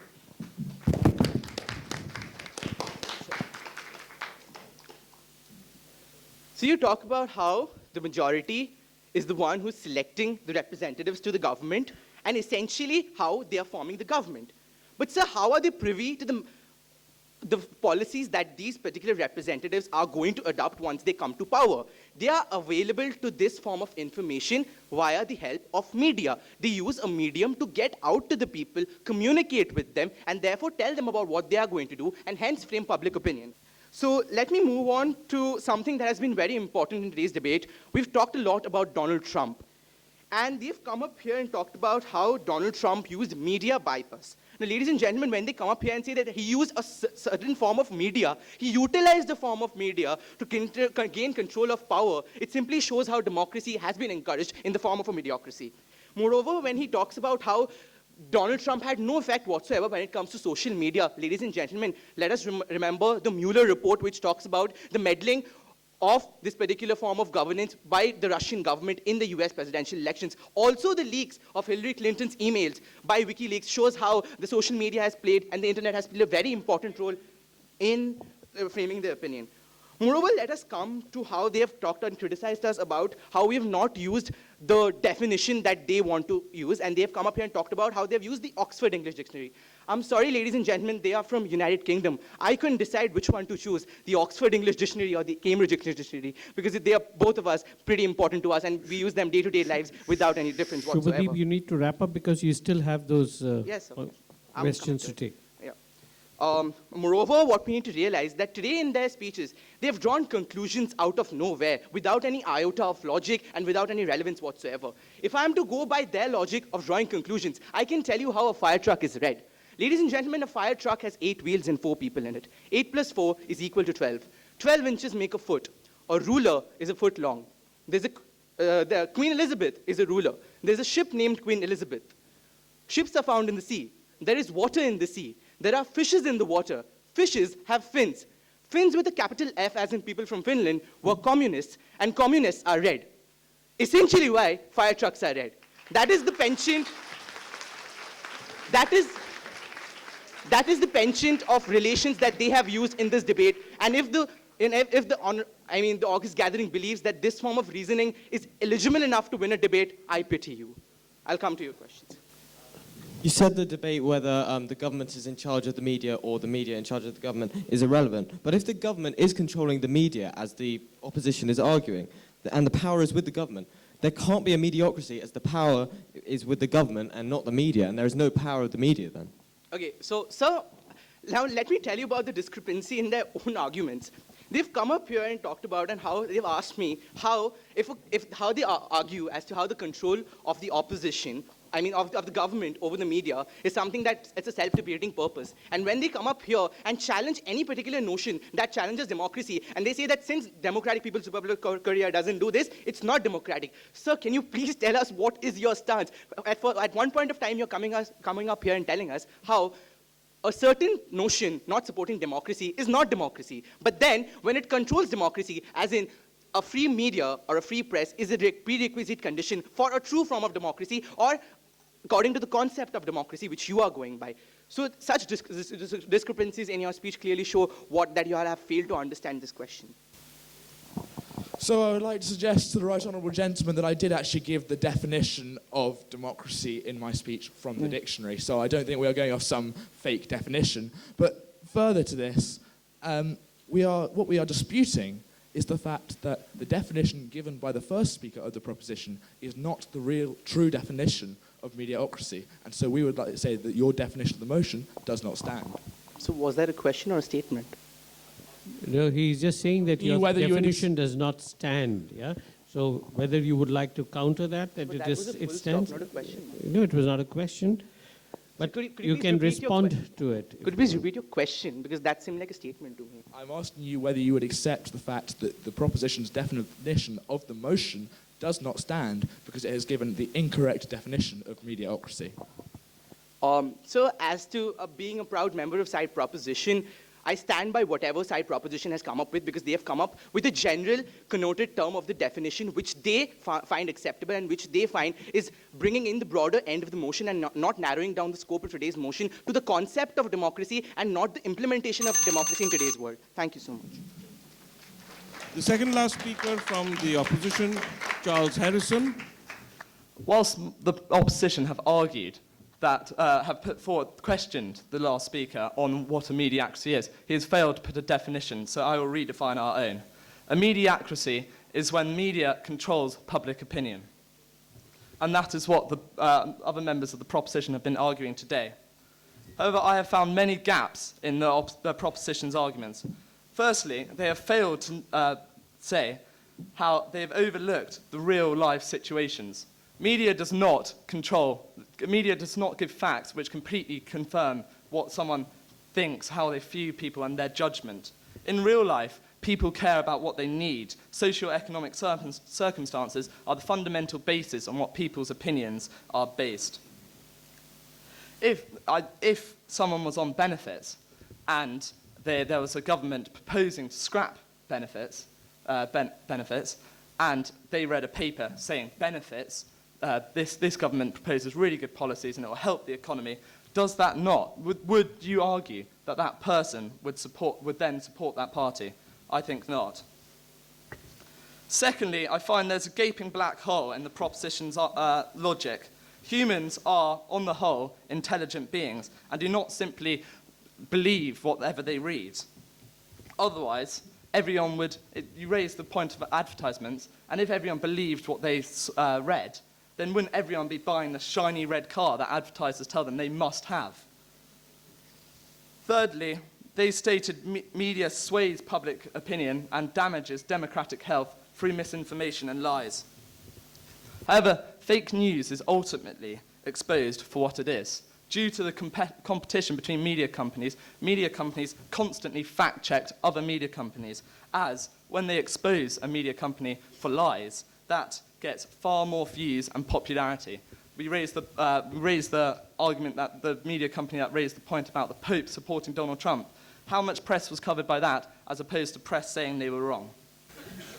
I'd like to get on to my points today in that media power is not only help democracy and works in twines with democracy, but actually media power is slipping, and so the idea that there's a mediacracy at play is simply wrong. Newspaper subscriptions are falling drastically across the world. Popular newspapers in the UK have fell last year by an average of 3.7%. In India, slightly over a third of the 900-odd million people eligible to vote read newspapers. The same is true for televised media, where only 37.5% of the USA voting population watched the news in the 2016 presidential election. Indeed, in the UK, only 1 in 6 people regularly watch or read the news. Ladies and gentlemen, if people are not watching the whole news and it affects a small proportion of the entire population, how can they argue that it has complete control over the public opinion? The last speaker of the proposition mentioned social media, and I believe he made our point for us. He talked about how social media is where people make opinions themselves. People see news on social media through what their friends post, what they like, and what they view, and that is regurgitated for them. And whilst traditional forms of media are declining, social media is the exception to this rule. Social media is the fastest growing of all industry in the world at the moment. In America, 68% of the population, as opposed to the 37.5%, say they got their news predominantly from social media. The same can be said in India, where Arvind Gupta, head of BJP's IT division, estimated that up to 60% of seats in this year's election would be determined by social media. These are large numbers, and they show the case that social media is controlled by the people. If people post what they want and their friends read it, it is not a media baron controlling what the media and the people's opinions. Rather, it's the people expressing them themselves. In this sense, social media is in itself democratic. Ladies and gentlemen, I'd urge you to vote with the proposition today. For, as we've argued, media and government support each other through giving transparency, accountability, and the truth. Thank you very much. Thank you, Mr. Harrison. You appear to have silenced the proposition which is in opposition. Do we have any points of order from the opposition? The proposition seems totally convinced by whatever you said. Yes. Okay, there's one. Yeah, go ahead. You talked about how social media is ultimately influencing and asking people to express their opinions, which is leading to democracy, you are saying, on social media. And then that ultimately is leading to the people voting for their leaders in the government after one election. What would you like to say to that? Well, I'd say it's true. People are posting their own opinions, and saying their own opinions is democratic in itself. People have freedom of speech in a true democracy. Whereas in a mediocracy, the media controls their opinions. So if the people are saying their own points and supporting it, surely that is democratic and not a mediocrity. I'm Srija Das from Vivekananda Mission Schools. My question is, you say people think about their needs, right? So when we think about our needs, we also compare what the others are getting and what they are not, what's happening every part of the world, maybe at large. And when we compare these things, we do so by statistical data provided to us through the media and all, but the information provided by the media. So what would you say in this regard? Could you slow down slightly and Okay. just repeat the last So part? when we think about our needs, we also compare what's happening in the other places, what other people are getting, maybe in other parts of the world. So that we get to know from media, the statistics they provide us with and the data they provide us, they feed us with rather. So what would you say in this regard? Well, if you are hungry, do you need a newspaper to tell you that you are hungry? People get the news from Don't start an argument over there. And if you're hungry, do you need a newspaper to tell you that you're hungry? If you don't have enough money to pay your rent or fix your roof or pay for heating, do you need a newspaper to tell you that you're hungry? If a government or a political party is proposing solutions to those change, then that's when you support them based on your needs, and that's what forms your political opinions. Any other questions, either from the proposition or from the floor, from the interjectors? Thank you. Thank you, and please vote for the opposition. Thank you for reminding us, Mr. Harrison. Yeah. The audience is directed to note that he is in the opposition. Yeah. Okay. Despite. And you can use social media in the hall over there, if you were to support him, right? Last speaker for the motion is Disha Sarkar from the BSS school. I do hope that all our members of the opposition someday go on to create a government of their own. I would like to live in their government because their definition of democracy is very different from the real definition of democracy. Whatever they serve to you is what they serve on behalf of a platter that has been made by democracy. Then they come up with their different and various and diverse and very entertaining definitions of democracy, telling us that we focus not on what democracy is, but on what democratic governments are. If democracy is not a democratic government, then what are we? When we say democracy encourages mediocrity, we try to say that it is a democratic form of government that encourages the media to gain power. Now consider, have you ever been told as a child that you're too young to discuss something? If you have, then I'd say you have had a good education. Because you've been taught from a very young age that when you grow up, you will be told by the media that certain news items are too sensitive for your ears. Indeed, it would scorch your ears to know that democracy encourages mediocrity. Democracy gives to the media krasia, that is power, and that is how mediocracy is created. Therefore, the relationship between democracy and mediocracy is one of love, in Shakespeare's language, one of a marriage of true minds. Because it is in the system that democracy gives to mediocracy its greatest asset, that of plutocracy. Plutocracy is a society that is governed by those that control the wealth. Now consider. News Corps UK and Ireland and associated newspapers of UK control more than 50% of the national press of UK. In India, Reliance Industries recently gulped down Network 18, further bringing down, consolidating the press and bringing it into your notice that the press today is in the favor of people who control the government, either through advertising. All right, would you like to take a point of order now? I will take it a little later. All right, fine, carry on. Either through advertisements or by directly printing it on newspapers. Our opposition spoke of speaking directly to the people. It is when Donald Trump came and spoke directly to the people that media interpretation was lost in between. You know, the point is, in India, when our Prime Minister comes up and speaks directly to us in Man Ki Baat and he begins with his mitro, our hearts stop beating. Because we are sure it would be the turn of the 2,000 rupee notes this time. It is strange to note that if diverse media is a truth, then how does it not incorporate the opinion of the minority? Coming back to my point, let us go and look into the factor.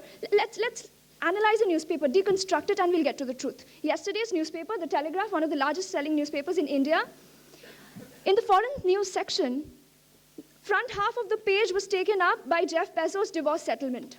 In fact, I can tell you the entire details of Johnny Depp and Amber Heard's divorce settlement case because that is important news.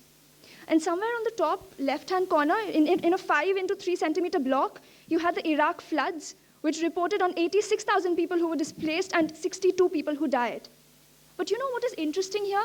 That in the other half of the newspaper, there was a large advertisement by Thomas Cook, Smooth Travel, which simply tells you that the advertisers, that is the advertisement conglomerates, the plutocrats, are pleased with the system that is governing the media today. Government is controlling the media, therefore. I would, of course, come to the points, but it is necessary to make the point first. When we talk about government regulating the media, we understand that that is the reason precisely that the northeast of India never finds itself on the newspapers. In fact, it would take a People's Republic of China to come and attack Arunachal Pradesh, for Arunachal Pradesh to come up and tell the national news, hello, we are relevant, we are present here today. How sad is a sad situation when the victims have to depend on their perpetrators to prove their relevance. Now tell me, what do you do to earn your pocket money? In Kolkata, certain older children teach younger ones and they earn something from there. In Hamburg, people deliver would you like packages. to take one I now? have 3.38 Isha, would you like seconds to later. take one? Later. Deliver packages in Hamburg and they earn some kind of pocket money from there. In Kashmir, up north in India, students pelt stones.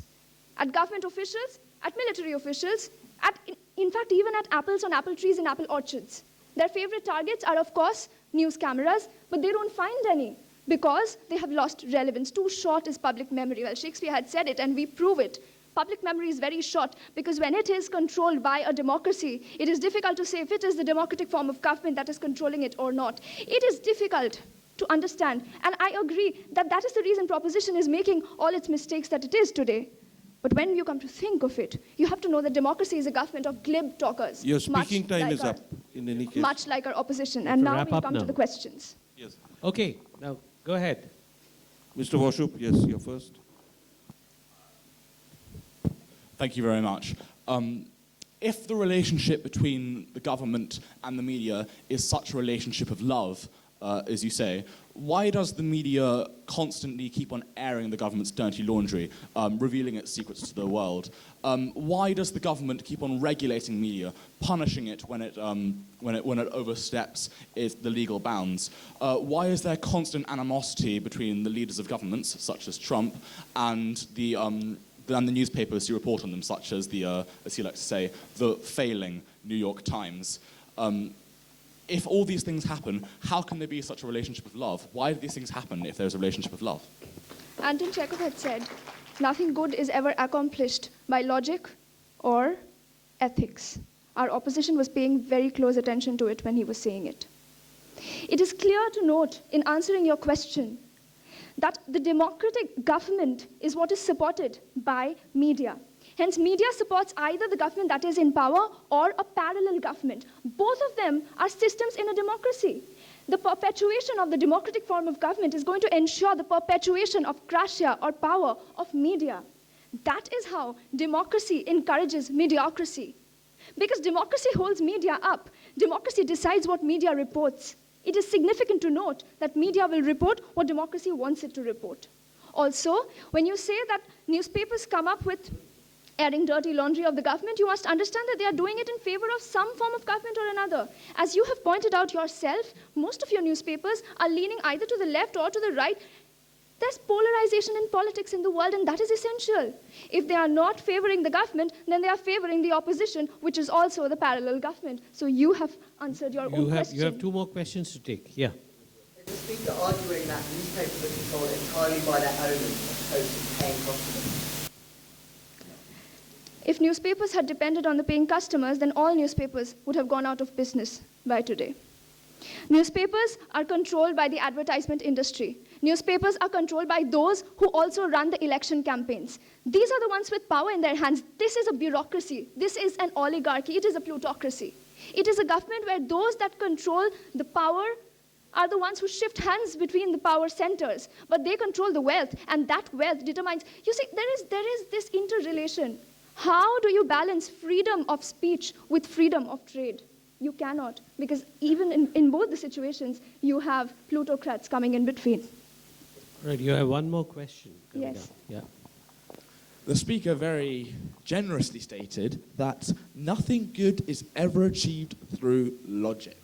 I find this incredibly hard to believe, given she is standing here in front of us, laying out what she believes to be her logical argument as to why we should propose and uphold the motion. Would she agree the debate is an essential element of democracy, given that is how Parliament runs?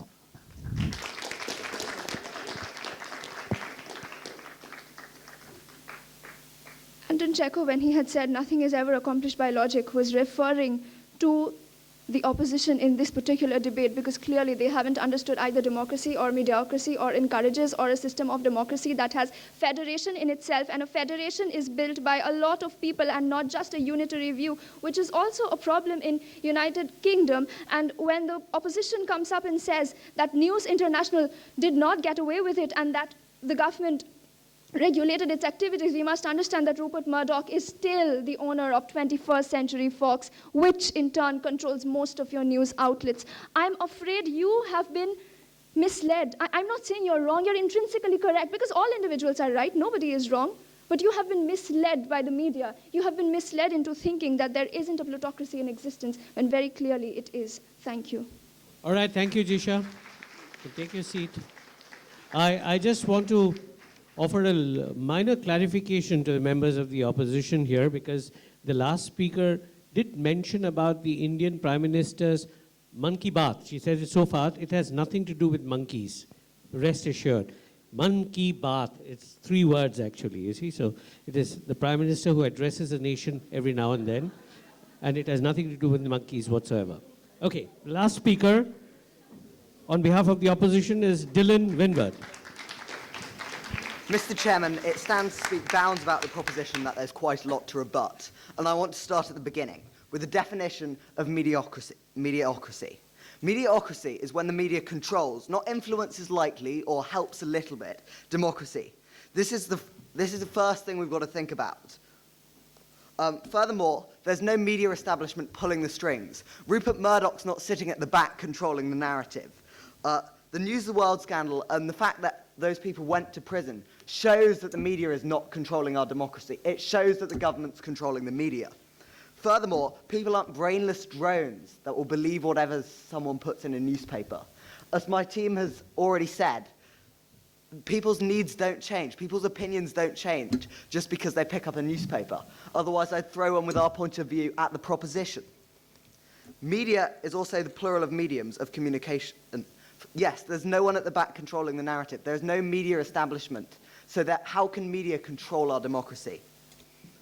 And the second speaker for the proposition said that in the UK, leadership elections are decided by the media. But in reality, there's no sponsorship from the media in leadership elections. They get little or no coverage in the media at all, because they're not considered to be as important as a general election. The second speaker also mentioned Hitler, and I think that's an absurd point. You can't really mention Hitler as a democratic leader with a free press in any sort of sense. A member of the audience said that people can say North Korea is a democracy, but it's not. It's an ocracy. I can label myself as a genius, but it doesn't make me one. In the same way that North Korea can label itself as a democracy, it doesn't make it one. He also mentioned the bias of the BBC, a primary example of an unbiased news source, and the fact that it's hated by both the left and the right. If North Korea isn't a democracy, whereas North Korea says it is, if China isn't a democracy, whereas China says it is, then wouldn't you accept that most of 6 out of 10 countries in this world are democracies, and at least 4 out of 10 are not democracies at all, in your opinion, where you're essentially trying to tell us that there are perfect democracies in existence when that is not at all the case? North Korea cannot be a democracy. There is one party on the ballot paper. There's only one option you can take, and the other option is to go to a concentration camp. This isn't a democracy. Coming back to the primary point I was making, the BBC is hated by both the left and the right. Surely this is the main advertisement, that it's unbiased and centrist and representative of the people. The third speaker of the proposition mentioned propaganda. But propaganda is an example of the government controlling the media. It's not an example of the media controlling the government. Another speaker also mentioned fake news. But the vast majority of the news on the internet is real. The vast majority of journalism states true facts. News is a culmination of plural opinion. You don't just get your news from one source, you get it from many. So you can make an informed decision about what you choose to believe and what you don't. Also, around the world, there's something called the right to be forgotten. Google will actively delete fake news if it's challenged and proven to be falsely claimed. And there's many examples of this, such as the Google versus Gonzalez court case. Consistently harping on the fact that we have several news sources, hence can choose what to believe and what not to, or when to shift the source that we get our news from. However, what about those particular news items that are entirely left out of the news? Aren't they relevant? There's nothing that's completely left out of the news. Everything will get some coverage. So the point we're making is that if there's multiple different news stories, people can be exposed to whatever they want to be exposed. They can read multiple news stories, and there can't be one media establishment controlling our democracy, pulling the strings again. Furthermore, on fake news, only 21% of Americans say they have seen fake news. There's an advertisement to say that fake news isn't a significant factor that's controlling who does and does not get elected. Furthermore, they've argued that the media got Trump elected, which I find to be incredibly strange, seeing as Trump had less favourable media coverage. Vote Leave in the Brexit referendum had less favourable media coverage. Bolsonaro had less favourable media coverage. And what's in common with all three of them? They all won. It shows that we don't have a mediocracy around the world. It shows that the media is not controlling our elections. It shows that that mediocrity is not encouraged by democracy. One more point of order. Would you like to take it now? No, thanks. No, thanks. Also, the last speaker mentioned a relationship of love between the government and the media. But in reality, I don't think such a thing exists. There's a relationship of hate. Trump is constantly criticizing the media, and the media is constantly criticizing Trump. How is this a relationship of love? The government controls the media does not control the democracy. And we can't be in a mediocrity if only a third of voters in India even read the news. The opposition have failed to respond to Watergate. The opposition have failed to respond to phone hacking, to Vietnam, to expenses, and to benefits. But our rebuttal speaks for itself. Contrary to the overpoliteness of my colleague, I urge you to understand the media's juxtaposition and vote for the opposition. Thank you. Now I'd like to take the interjection. Yeah. Go ahead.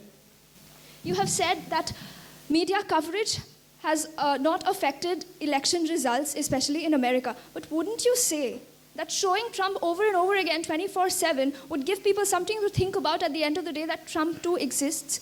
All his irrelevant arguments are made relevant the moment he is put on screen so many times. And wouldn't you say that has to a certain extent, changed people's minds and made them think more about a man who is not really relevant in the political scenario that was then. The media is not controlling the democracy. The media opposed Trump and Trump got elected. The media said we were going to have a blue wave in the midterms, but that didn't happen.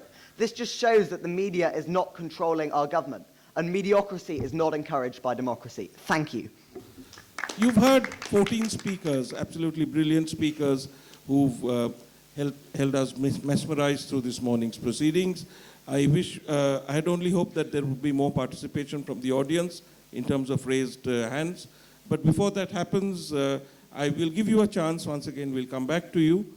May I now request Mr. Theodore Seeley of Harrow to sum up the case for the opposition in this debate, which says democracy encourages mediocracy. Mr. Chairman, ladies and gentlemen of the House and esteemed judges, the proposition this morning have argued many arguments. I would like to just highlight a few of the points the seventh speaker brought up, namely the proposition arguing that statistics are lies, and we would like to argue that they prove points by acting as supporting evidence. The proposition argued that the accountability of the government by the press leads to a mediocracy. Rather, we would like to argue that this provides a democratic process for people to make their mind up using the information given to them by the press. They have argued about fake news leading to mediocrity, and we have rightfully argued about the rights to be forgotten. And the proposition have talked about media bias. And we have discussed the fact that this is removed by the internet through social media, which is democratic, as various people offer their opinions. So, the proposition have talked of holes in our argument and failures of logic. However, they have proposed equally incomplete arguments. At one point, a point was made that since 1% of the American population watch Fox News, and 1% of the newspapers are opinion columns, then 100% of what is read is opinionated, which I think represents a slight flaw in logic. Furthermore, the media was referred to as acting as a medium, which leads to mediocrity. But if the media does act as a medium, then it is merely something people act through, and therefore lacks power, hereby proving that it does not lead to a mediocrity. Moreover, as the seventh speaker exposed, they have left many of our arguments on the table without answering them, whether it be regards to our point regarding Vietnam, Watergate, phone hacking, MPs' expenses, and countless others. Might I even add that the very fact that we are discussing mediocrity proves that we are not in a hegemony, which has been proposed by the proposition, but are indeed in a democracy that is free of the press's control. Though our definitions and logics have been questioned, I can assure you that in essence, we have not argued more than whilst we do not deny that media is important, and indeed its importance is vital to a vibrant democracy. It promotes democratic interests such as transparency, accountability, and truth. The antagonistic relationship between government and media, which the proposition is argued as irrelevant to this debate, is in fact intrinsically linked to the argument. Since the media does not have power over the government, and the government is antagonized by the media, thus leaving the people to decide in a democratic process of freedom of press, thought, and more importantly, speech. And more importantly, thought. Ladies and gentlemen, the opposition rests its case. Please vote against the motion. Thank you, Mr. Seeley, for sticking to your time. Summing up on behalf of the proposition is Shubhadeep Basu from St. Xavier's Collegiate School. Members of the House, today at the end of this debate, let me bring and tell you what has happened throughout the course of this debate. Let me talk about side opposition first. The side opposition has been a vehicle of optimism. They have come up here and tried to debate on democracy, the true form of democracy, as a concept. And then they have come up here and said that much of the news that we receive today is true news and not fake news. Ladies and gentlemen, firstly, true democracy is a form of governance that doesn't exist. It is a democratic republic that exists in today's world, in today's present time frame. And when they come up here and say much of the news is true news, ladies and gentlemen, understand that the media is the source from which we receive political information or news. So if we already know, and if we can already differentiate between what is fake news and what is true news, then what is the purpose of media in a democracy, which is a self-defeating purpose in itself, according to them? I find an extreme amount of similarity between today's opposition and Facebook in the way they propagate optimism. Because Facebook is the only place in the world where you can sit in a room and talk to a wall and still not feel stupid about it. Moreover, today's opposition has been extremely contradictory in their opinion. They've come up here and asked us and said that media is transparent, and yet they have opinions. They come up here and expect us to respond to Vietnam War, clearly disregarding the fact that it doesn't refer to the present time frame and it doesn't come under the ambit of today's motion. And they have failed to comprehend the motion in different ways just to prove that either side controls each other and not conducive to each other, completely disregarding the word encourages in the motion, and thus narrowing down the scope of today's motion. While side proposition today has given you a broad-ended stance, given you a more practical stance, they've come up here and described the difference and described the concept of funding in media. They've given you the advantages of a free press in a democracy. They've given you how, they've told you about how media is framing public opinion and hence establishing a majoritarian rule and thus leading to a democracy. And they have also brought in the paradigm of democratic republic into this debate, making sure that we are going by what the debate stands for. Thus, ladies and gentlemen, I ask you to use logic and ask you to use your conscience to understand which side has been able to come up with a rather suitable argument, a rather logical argument, a rather symbolical argument which makes sense in today's world. And thus, I urge you to vote for side proposition. Today, as I end my speech, I'm reminded of my favorite author, P.G. Wodehouse. I'm pretty sure had today's opposition in mind when he had said that they resembled men who had spent the better part of their lives looking for the leaks in life's gas pipes with a lighted candle. Thank you, ladies and gentlemen. I rest my case. Thank you, Shubhadeep. Thank you for summing up. So I'm Parikshit Roy Chaudhary from St. Xavier's Collegiate School. Now, as far as hearing the opposition comes, I'm absolutely reminded of David Foster Wallace when he said that when you ask an old or a young blanket fish, how's the water? The very answer would be, what the hell is water?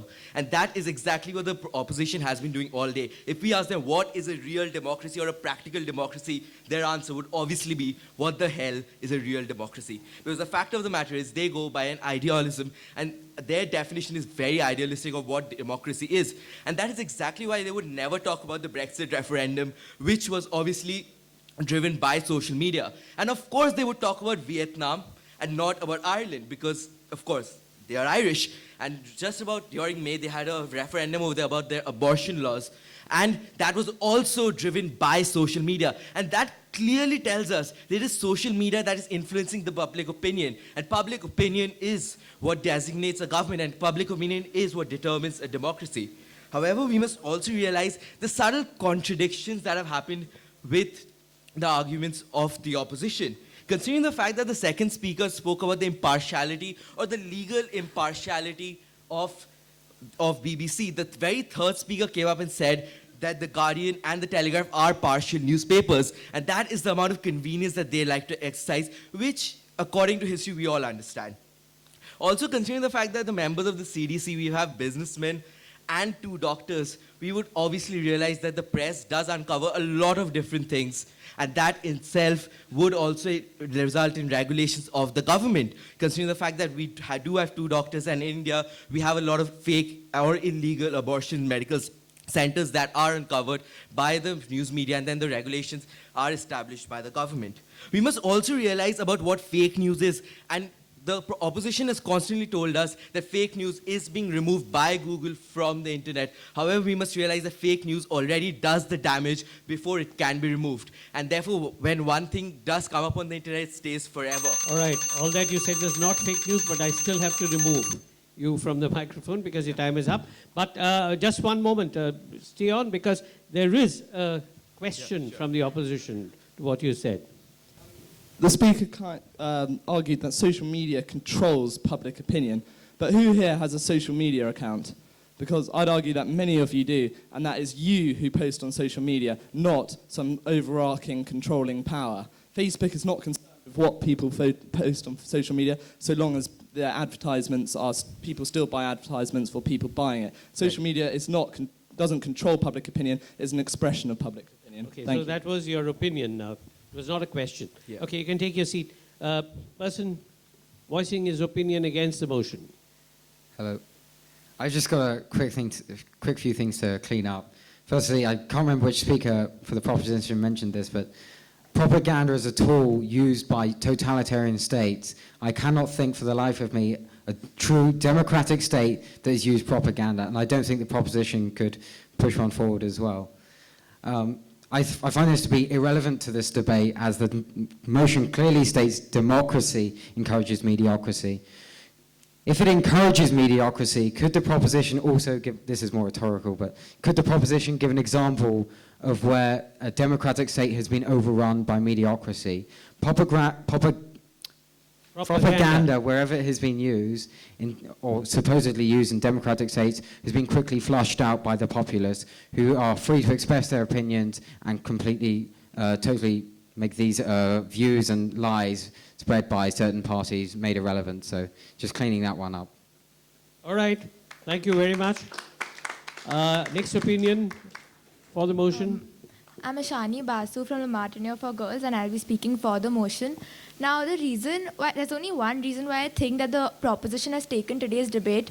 It's because in the beginning of the debate, we had been told that, we won't be following an elitist form of when we're debating. But members of the House today, they've negated the fact that not everyone has that rationality to make decisions. Today, I don't remember which speaker, but one of them said that if the media is trying to influence people, people can make, and I quote, educated decisions. But the fact is that today we're living in a country like India where not everyone has that education. They spoke about Man Ki Baat, and they said that, so Man Ki Baat is a radio channel where our Prime Minister Narendra Modi, he speaks, and he speaks to the people. He speaks to the lower classes, he speaks to the villagers. Now, they don't know what is right. They know what the Prime Minister is telling them. They know that he's someone who's at that position of power. He knows that what they say is for their betterment, and they can't take that decision for themselves, which is why when they are told something via media, they know for a fact that this is what they should follow. Today, what is the fundamental principle of a democracy? What is something that each democracy follows? Voting. And today we are talking about how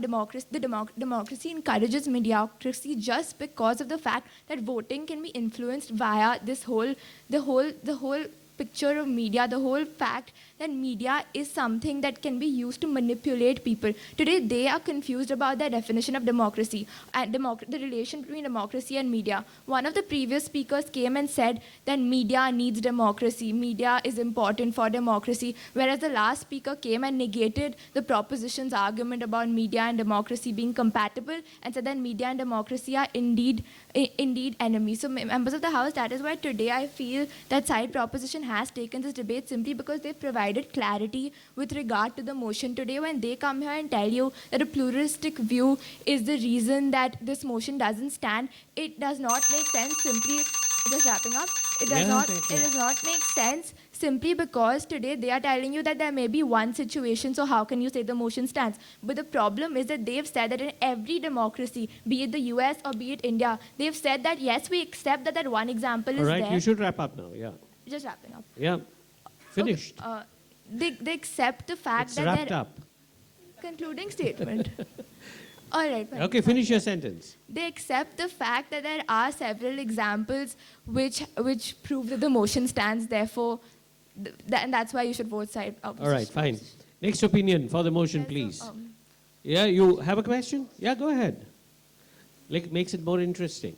I would first of all like to correct the right honourable lady about what I did say. I did say that humans have a natural intelligence to be able to critically analyse a situation to make an informed decision. So on that basis, regardless of a level of education, any form of being a human gives you a level of intelligence that allows you to analyse what your opinion is. But I would also like to suggest to her that she speaks about Modi campaigning and speaking directly to the people as a method of mediocrity. But that is not. That is democracy in action. It's him campaigning directly to the people, bypassing the media, as I spoke about earlier, so that he is able to remove their control in a democratic nation. Thus, there can be no mediocrity in a democratic nation. All right. Next opinion, please. You don't have to respond to that. No, there are two more people who have lined up there. Yeah. And there is one more gentleman over there. Please, carry on. And no more clarifications because we are running out of time. So we'll just let them voice their opinion. Go ahead. My name is Anupa Paul Chaudhary and I'm from Lamatnia for Girls. Just two things I noticed on part of the opposition's arguments with regards to today's debate. Firstly, time and again, when the Democratic Republic of Korea and China was brought up, they refused to even acknowledge it on the basis that it is beyond the purview of today's debate. Now, what side opposition needs to realize is why it was brought up in the first place. It is because even the proposition accepts that these indeed aren't essentially democratic states in practice, and that is why they have brought it up, because they aren't democracies. Mediocracy is something which cannot exist in their state, which essentially shows to us that democracy is indeed required for mediocrity to exist in the first place, which makes the motion today stand that it is indeed democracy which encourages mediocrity regardless of who controls what. Secondly, today, the opposition has failed to take a holistic approach on the motion provided to us today, which is something that the proposition clearly has done. Today, they came up and continuously said that media has no control over democracy. What they need to understand is what essentially entails democracy, and what it is representatives of the people. And when today the proposition can prove that these representatives need media in order to come to power, need the media to campaign and mold public opinion, then it is indeed proven that it is democracy which encourages mediocrity. There's also public opinion, which also is something that entails democracy. And today the proposition can prove that it is the media, it is the media which can mold, if not manipulate, public opinion. Then once again the motion today stands. Thirdly, rights and freedoms. Another thing which is one of the aspects of democracy. Today when people can manipulate their right to freedom of speech in order to propagate the entire concept of mediocrity in a democracy, then once again it is proved how democracy indeed encourages mediocrity. Thank you. And I didn't manipulate the time. Okay, he did. Okay, next opinion. Right. So what the opposition had to say about the people having many options, that the people can shift from one newspaper to the other. But let's understand this. In a democracy, you have freedom of expression. And with the true facts that every newspaper presents, it also presents its own opinion. Therefore, the biggest of media houses will obviously have a much greater influence on the people. And I feel that it's not like a David versus Goliath kind of situation.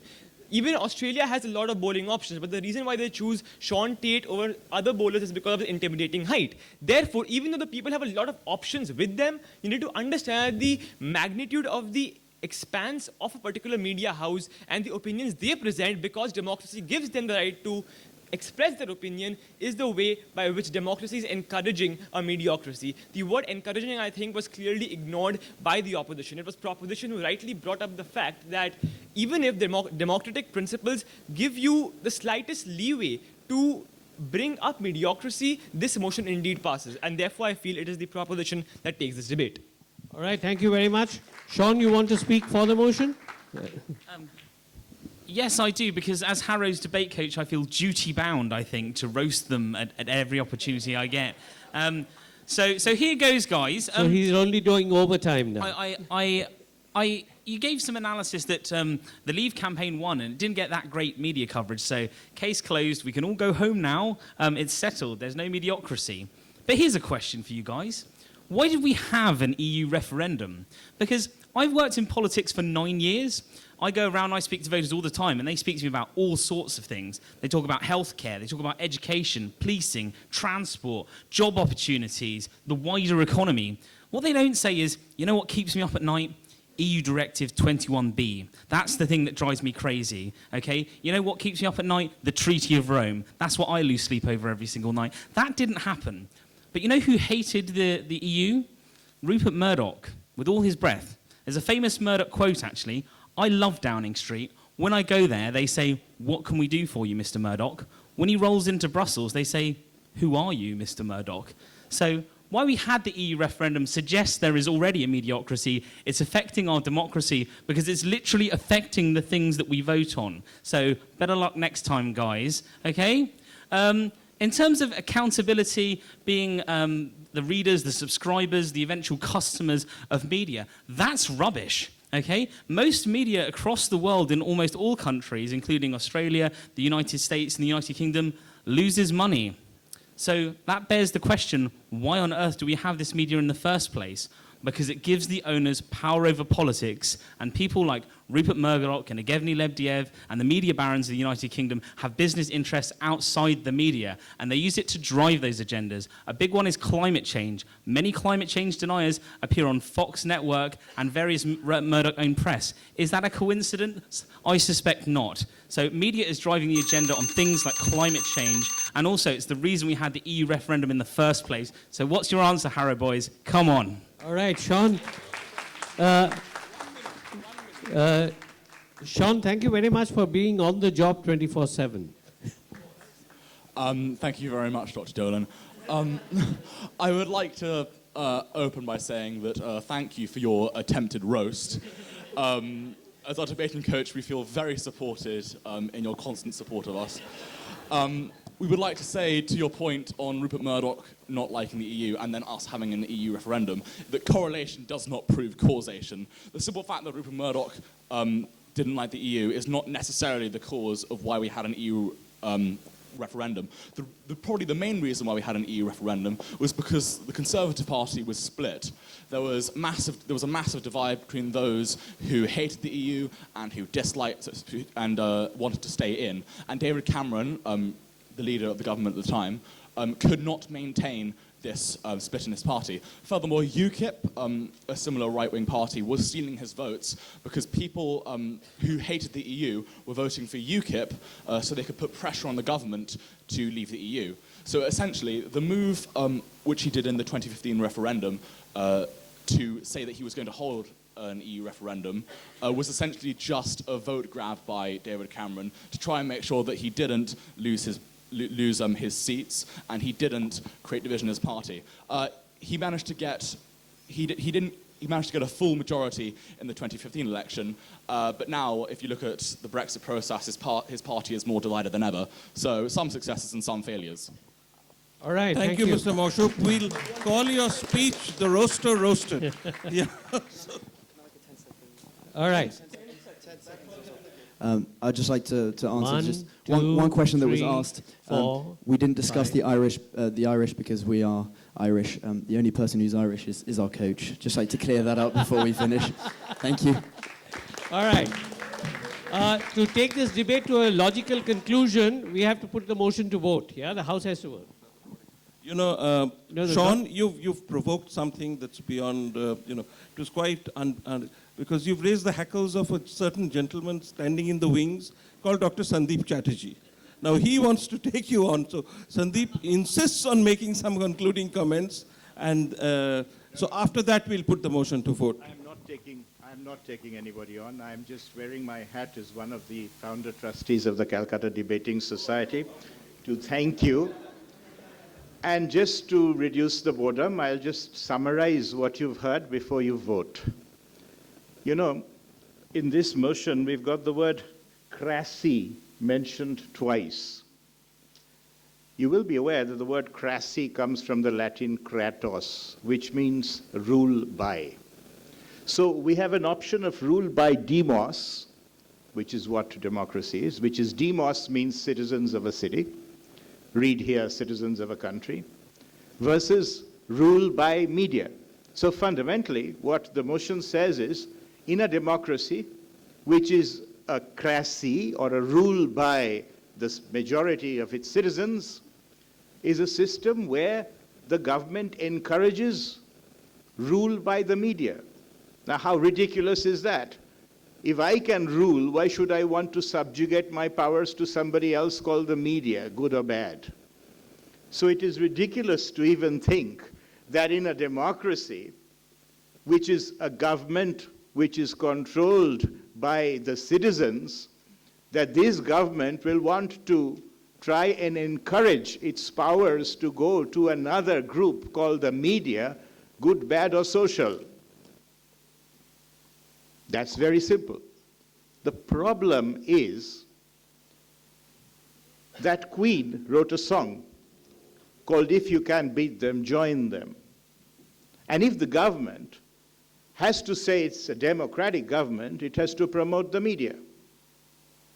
Unfortunately, in a democracy, it cannot control the media.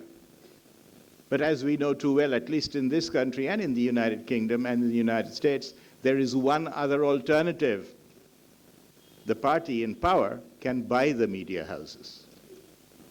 And that's the argument on the other side, that how can you have, how the governments of democratic governments encourage media is they encourage the media to be powerful, but then they buy the media. So they are the owners of the media. And we've just heard that from Sean in not so many words. And that's been the argument. And I think if you want to sum up the arguments we've heard, I think the side opposition has told us that the relationship between a democratic government and its media is the relationship between a lady and a husband. It's a relationship which is based on agonists, a relationship, if you like, between a substrate and its catalyst, a relationship where the balance of power is perfect and complete and bipartite. The side government has told us the relationship between a democracy and a media, a democratic government and its media, is more like the relationship between a prostitute and her client. The relationship is of convenience, strict terms are strictly cash. The relationship is temporary and it never bears fruit. And these are the two sides that you have to think about when you vote either for or against the motion. Just to finish, it is my pleasant duty to offer a small vote of thanks on behalf of the Calcutta Debating Circle. And my first duty is to offer my vote of thanks to a school which came into being in the year that Emperor Akbar decided he should transfer his capital to Fatehpur Sikri, 1572, when by a charter of Queen Elizabeth I, a school was established in London called the Harrow School. And whereas the act of Emperor Akbar resulted in a capital being dreary, deserted, and full of drought, a mistake that he was to regret and need to correct later on, the act of Queen Elizabeth I resulted in 7 prime ministers and 5 Nobel laureates being produced from the school that we have had the pleasure of listening to in the last 7 days. And a big applause, a bigger applause for the Harrow School from London. It is difficult to be in a foreign terrain. It is more difficult to be in a foreign terrain and have foreign audience. It is even more difficult to be in a foreign terrain in front of foreign audience and have foreign adversaries supported by the foreign audience. And I think they deserve really a very big, big applause.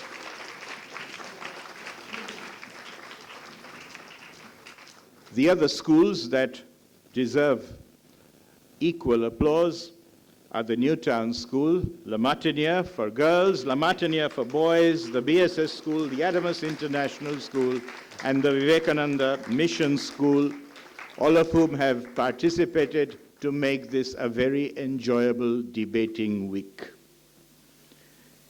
It would be necessary for me to mention the names of our sponsors, our presenting sponsor, the Akash Institute, whose refuge a lot of you will seek in the days to come.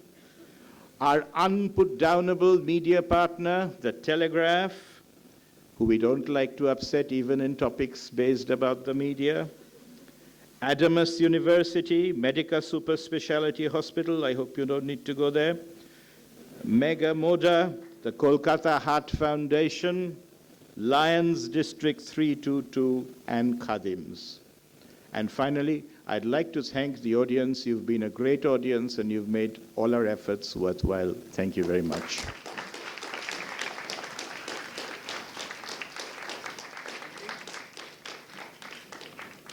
We'll now put the motion to vote, and may I request all those who feel that the better team today was team opposition, who said who opposed the motion which reads, democracy encourages mediocracy. Those who think the opposition spoke better, may I request you to raise your hands. Oh, that's interesting. One hand. Yes, thank you, young man. You have 30 more seconds to raise your hand if you haven't so far. And how many of you feel that it was side proposition that spoke better and carried the day? One hand, please. I can see a lady. One hand only. Okay, your 7 is also counted. I think very clearly the opposition has won. I think very clearly the opposition has carried the day.